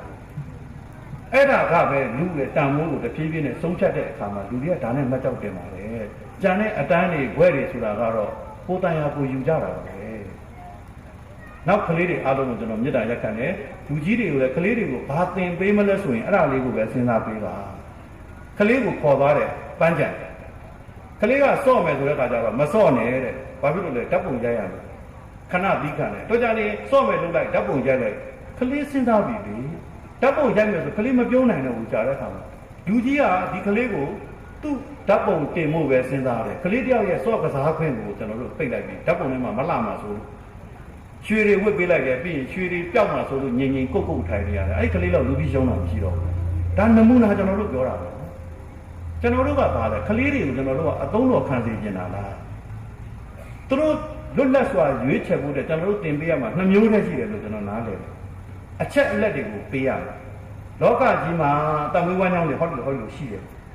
သူ့တန်ဖိုးတွေကဟောလို့ရှိတယ်ပြောပေးပါဒါအချက်လက်ကိုပေးတာဒုတိယအကြံဉာဏ်ပေးရတယ်မင်းကဘာဖြစ်ချင်လဲမင်းနဲ့လိုက်တာကတော့ဘာလို့ငါတို့ထင်ပါတယ်လို့ပြောပါရပါတယ်ဒါပေမဲ့ဆုံးဖြတ်ပိုင်ခွင့်ကြတော့ကလေးမှာပဲရှိတယ်အဲ့ဒီကလေးကဘယ်အရွယ်လဲ18နှစ်ဖြစ်ပြီဘာဖြစ်လို့လဲနိုင်ငံတကာမှာ12တန်းပြီးမှအောင်တဲ့ခေတ်တွေလာတော့18နှစ်မဲတောင်ထဲလို့ရပြီလူကြီးဖြစ်ပြီဆိုတော့စားလို့ရပြီပေါ့စားတယ်ဆိုတာစဉ်းစားတာကိုပြောတာပါစဉ်းစားနိုင်ပြီပေါ့စာသင်ခဲ့တာ4နှစ်လုံး4နှစ်ကတည်းကစသင်လာတာ14နှစ်လုံးသင်တာအားလုံးဟာဒါကိုပြောပြီနော်ဘာသာစကားတွေသင်ချာတွေကဏ္ဍတွေကိုကျွန်တော်မပြောဘူး14နှစ်လုံးသင်လာတာဟာစဉ်းစားနည်းကိုသင်ပါတယ်အကောင်းဆုံးဆုံးဖြတ်တဲ့နည်းတွေကိုသင်ပါတယ်အဲ့ဒီပညာရင်းနဲ့လာတော့မှာပါဆင်ခြင်တော်မူကြပါကျွန်တော်တို့လူကြီးတွေရဲ့အတုကိုကလေးတွေကဘာမဆိုခိုးကြမှာဖြစ်တဲ့အတွက်ကြောင့်အဲ့ဒီကျွန်တော်တို့လုတ်သမျှကလေးတွေကလိုက်မှတ်နေတယ်ဆိုတာကိုယုံကြပါကျွန်တော်တို့အမှတ်တမဲ့လက်လွတ်သပဲပြောသမျှကလေးတွေအသေးထဲမှာဆွဲတယ်ဆိုတာယုံပါကျွန်တော်တို့သင်ပေးတဲ့တာတလင်းကျိတ်တွေဓာတ်ရင်ကောက်တွေကအခုနေရေးကြောင်းဉာဏ်ဖြစ်ရင်ဖြစ်နိုင်ပါတယ်ဒါပေမဲ့ကျွန်တော်တို့သင်ပေးခဲ့တဲ့အတ္တကြီးမှုတွေကျွန်တော်တို့သင်ပေးခဲ့တဲ့ဖြန့်ကြတာတွေကျင့်ဝတ်ချိုးပေါက်တာတွေကကလေးတွေဆွဲသွားတတ်ပါတယ်တတ်နိုင်တယ်များတော့စာကိုလည်းတင်ရင်တပတ်သင်မှာကြိုက်တဲ့စာစိတ်ကိုလည်းသင်ပေးပါဟောဒီအထဲမှာလေနောက်တစ်ချိန်နောက်14 5နှစ်လောက်ကြာရင်ပြန်ဆောင်ကြရင်ဒါကျွန်တော်ရဲ့ပြောဆိုမှုကဒီမှာနေပြီးပါပြီတခါတော့တွေ့ကြမှာသေးတယ်အဲ့ဒီအချိန်ကြာရင်ဒီထဲမှာနားထောင်နေတဲ့ကလေးတွေကသူကခေါ်ပြီးကျွန်တော်တို့ကပြန်နားထောင်တဲ့ကလေးပါလို့ပါလားကျွန်တော်တတိချကျွန်တော်ပြောပြီနော်ဟောဒီနေတနယ်တော့ကလေကိုညံခုံတနယ်တော့ကဂုံယူနေရတဲ့ခေါင်းဆောင်တယောက်ပါလို့ပါမယ်ဟောဒီထဲမှာဘာဖြစ်လို့လဲ ခေါင်းဆောင်ဆိုတာကျွန်တော်ပြောတာအစိုးရအဖွဲ့လောက်ကိုကျွန်တော်ပြောတာမဟုတ်ဘူးเนาะအစိုးရမှာပါရင်လည်းခေါင်းဆောင်ပဲသမရဖြစ်ဖြစ်မယ်နိုင်ငံတော်မှာတစ်ခုခုဖြစ်ဖြစ်မယ်ကိစ္စမရှိဘူးအုပ်ချုပ်ရေးမှာမှခေါင်းဆောင်မဟုတ်ဘူးလေပရိကြခေါင်းဆောင်တွေလည်းရှိတာပဲသိပ္ပံပညာမှာခေါင်းဆောင်တွေလည်းရှိတာပဲအခုအမေရိကန်ပြည်တော်စုเนาะလာတဘာရောက်တယ်เนาะကိုနေ့က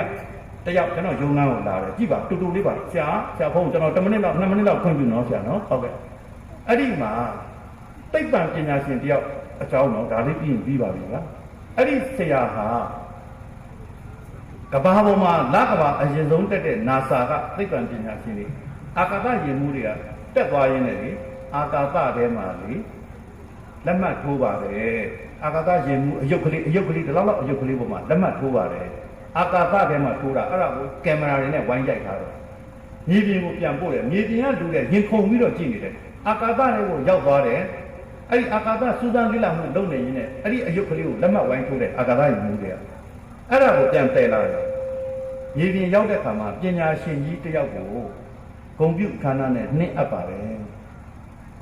်အဲ့ဒီအနှိမ့်အခါနဲ့ပညာရှင်ကိုဗာပြောတယ်အာကာသယာဉ်မှူးကဆရာကြီးကျေးဇူးတွေကြောင့်ကျွန်တော်တို့ဘိမတိယမခအာကာသတွေကနေပြန်လာနိုင်ပါတယ်ဆရာကြီးရဲ့ပညာတွေနဲ့မြေပြင်ကနေထိန်းချုပ်စောင့်ရှောက်မှုတွေကြောင့်ပြန်ရောက်ပါတယ်ကျေးဇူးတင်ပါတယ်ဆရာကြီးဒီဟာလေးကိုလက်ခံပေးပါအာကာသယာဉ်မှူးအယုတ်ကလေးကိုဒီသူ့ရဲ့ neck တိုင်မှာထိုးလိုက်တယ်ကျွန်တော်စိတ်ထဲမှာအင်မတန်ခံစားရတယ်ဘာဖြစ်လို့လဲအဲ့ဒီဆရာကြီးကကျွန်တော်တို့နိုင်ငံသားဟိုးပဲခူးတိုင်းစင်မီးဆွဲဒေတာကဟိုတော့နိုင်ငံရေးသမားတခင်ဝတင်သူ့ရဲ့သားဒေါက်တာပဒေသာတင်နေတာစိတ်ထဲမှာအော်ငါတို့လူမျိုးမညံ့ပါလားအကြောင်းတော့နေပါနေတာဒီဆရာကြီးကျွန်တော်ယုံရလာတယ်ကျွန်တော်ကတော့တယ်သူ့စီကနားထောင်နေများစွာသောအချက်တွေတန်ဖိုးရှိတဲ့အချက်တွေပေါ့ကျွန်တော်တို့ဘာတွေပြင်ရမလဲကြည့်နော်အဲ့ဒီအမေရိကန်ပြည်တော်စု NASA မှာပဲနော်အင်္ဂါဂျိုးကိုအခုပတ်နေတဲ့ယင်နော်အဲ့ဒါကိုထိန်းချုပ်နေတဲ့တာဝန်ကဘာလို့လဲဆိုတော့ဒေါ်မီမီအောင်နဲ့ဗျဟောဒီနိုင်ငံကအစ်စ်ပေါ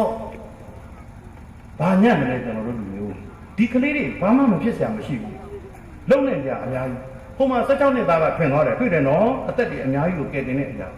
14နှစ်သားကြည့်ဆိုဒီမာလာဝီနိုင်ငံကအာဖရိကမာလာဝီကကလေးထွင်သွားတာတရွာလုံးရဲ့စားဝတ်နေရေးကိုအကုန်ကယ်လိုက်နိုင်တဲ့လေယာဉ်ကိုထွင်တာအိမ်ကစပရင်းကြီးကိုဖြုတ်ပြီးတော့ထွင်သွားတာဘယ်သွားတာလဲစာကြည့်တိုက်မှဖတ်ပြီးတော့ထွင်လိုက်တာအဲ့ကလေး14နှစ်သားလေးတက္ကသိုလ်လုံးကသူ့ဝိုင်းလူတယ်တက္ကသိုလ်တွေမှာသင်ပေးဖို့အခုပညာရှင်ဖြစ်သွားပြီအဲ့ကလေး12နှစ်သမီးကြည့်ဦးကဘာမှာမိကွန်းတက်ပြောတာဆွီဒင်သူလေးတွန်ဘတ်ဆိုတဲ့ကလေးအခုနာမည်ကြီးနေပါပြီပို့ပြီးတော့နော်ပိုလန်မှာလုပ်တဲ့ကဘာရာသီဥတုညီလာခံမှာမြေပဲစားလို့သွားရောက်လာမဟုတ်ဘူးနော်မိကွန်းတက်ပြောတာတကဘာလုံးကိုမိကွန်းပြောတာကလေးမလေး12နှစ်သမီးကသူ့မိကွန်းကိုနားထောင်ပြီးတော့ကဘာကြီးမှာရှိတဲ့ရွယ်သူတွေကသူ့ကိုဩဘာပေးရင်းနဲ့တောင်းဆိုကြတာဗျာဘယင်တန်တွေအလွတ်တော်အမတ်တွေဆင်းပြီးတော့နားထောင်ပြီးတော့ပြုပြင်ပြောင်းလဲရေးတွေလုပ်ပေးရတယ်12နှစ်သမီးရဲ့ကဘာကြီးကိုကင်လုပ်ချက်ကျွန်တော်ခုနပြောပြီး12နှစ်သားလေး Google မှာအလုပ်ရသွားတာကြည့်တစ်လကိုအမေရိကန်ဒေါ်လာ3နဲ့ GB ရသွားတာ12နှစ်သားကြီးတယ်ထင်ထပ်ချော့ပေးဦးမယ်10နှစ်ကလေးလေးဒီအင်ဒိုနီးရှားမှာဖြစ်သွားတာလေအားလုံးမှတ်မိတယ်အဲ့ဒီအဖြစ်ကို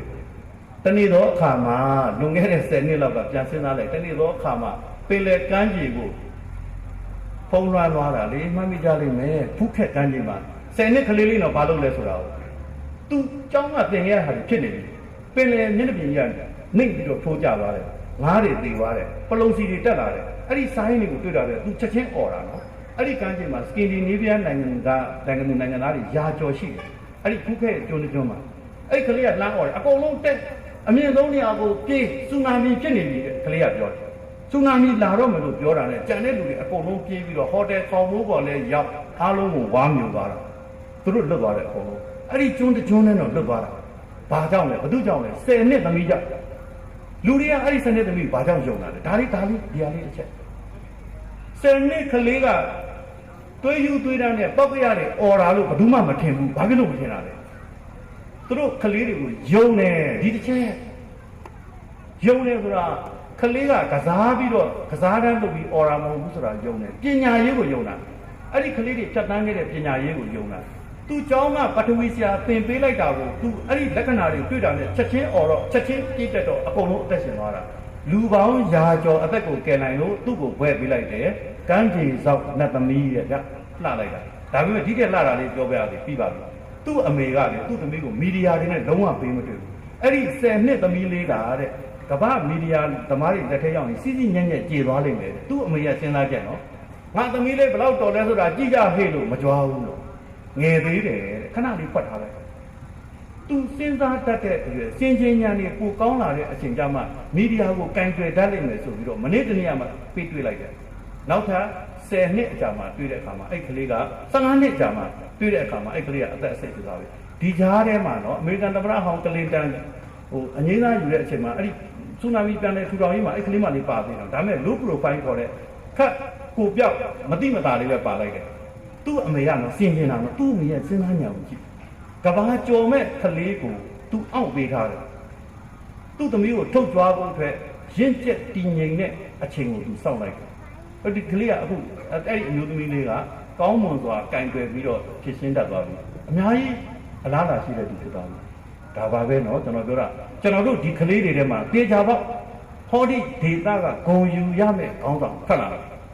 ဘယ်နဲ့ပြင်မှလဲကျွန်တော်မသိဘူးတယောက်မကသေးရဘူးအဲ့ဒီအချိန်ကိုများများစောင့်ရမလို့ပါဘူးကျွန်တော်တို့15နှစ်လောက်ကြာကြာနာနာဝိုင်းလုပ်နေရတယ်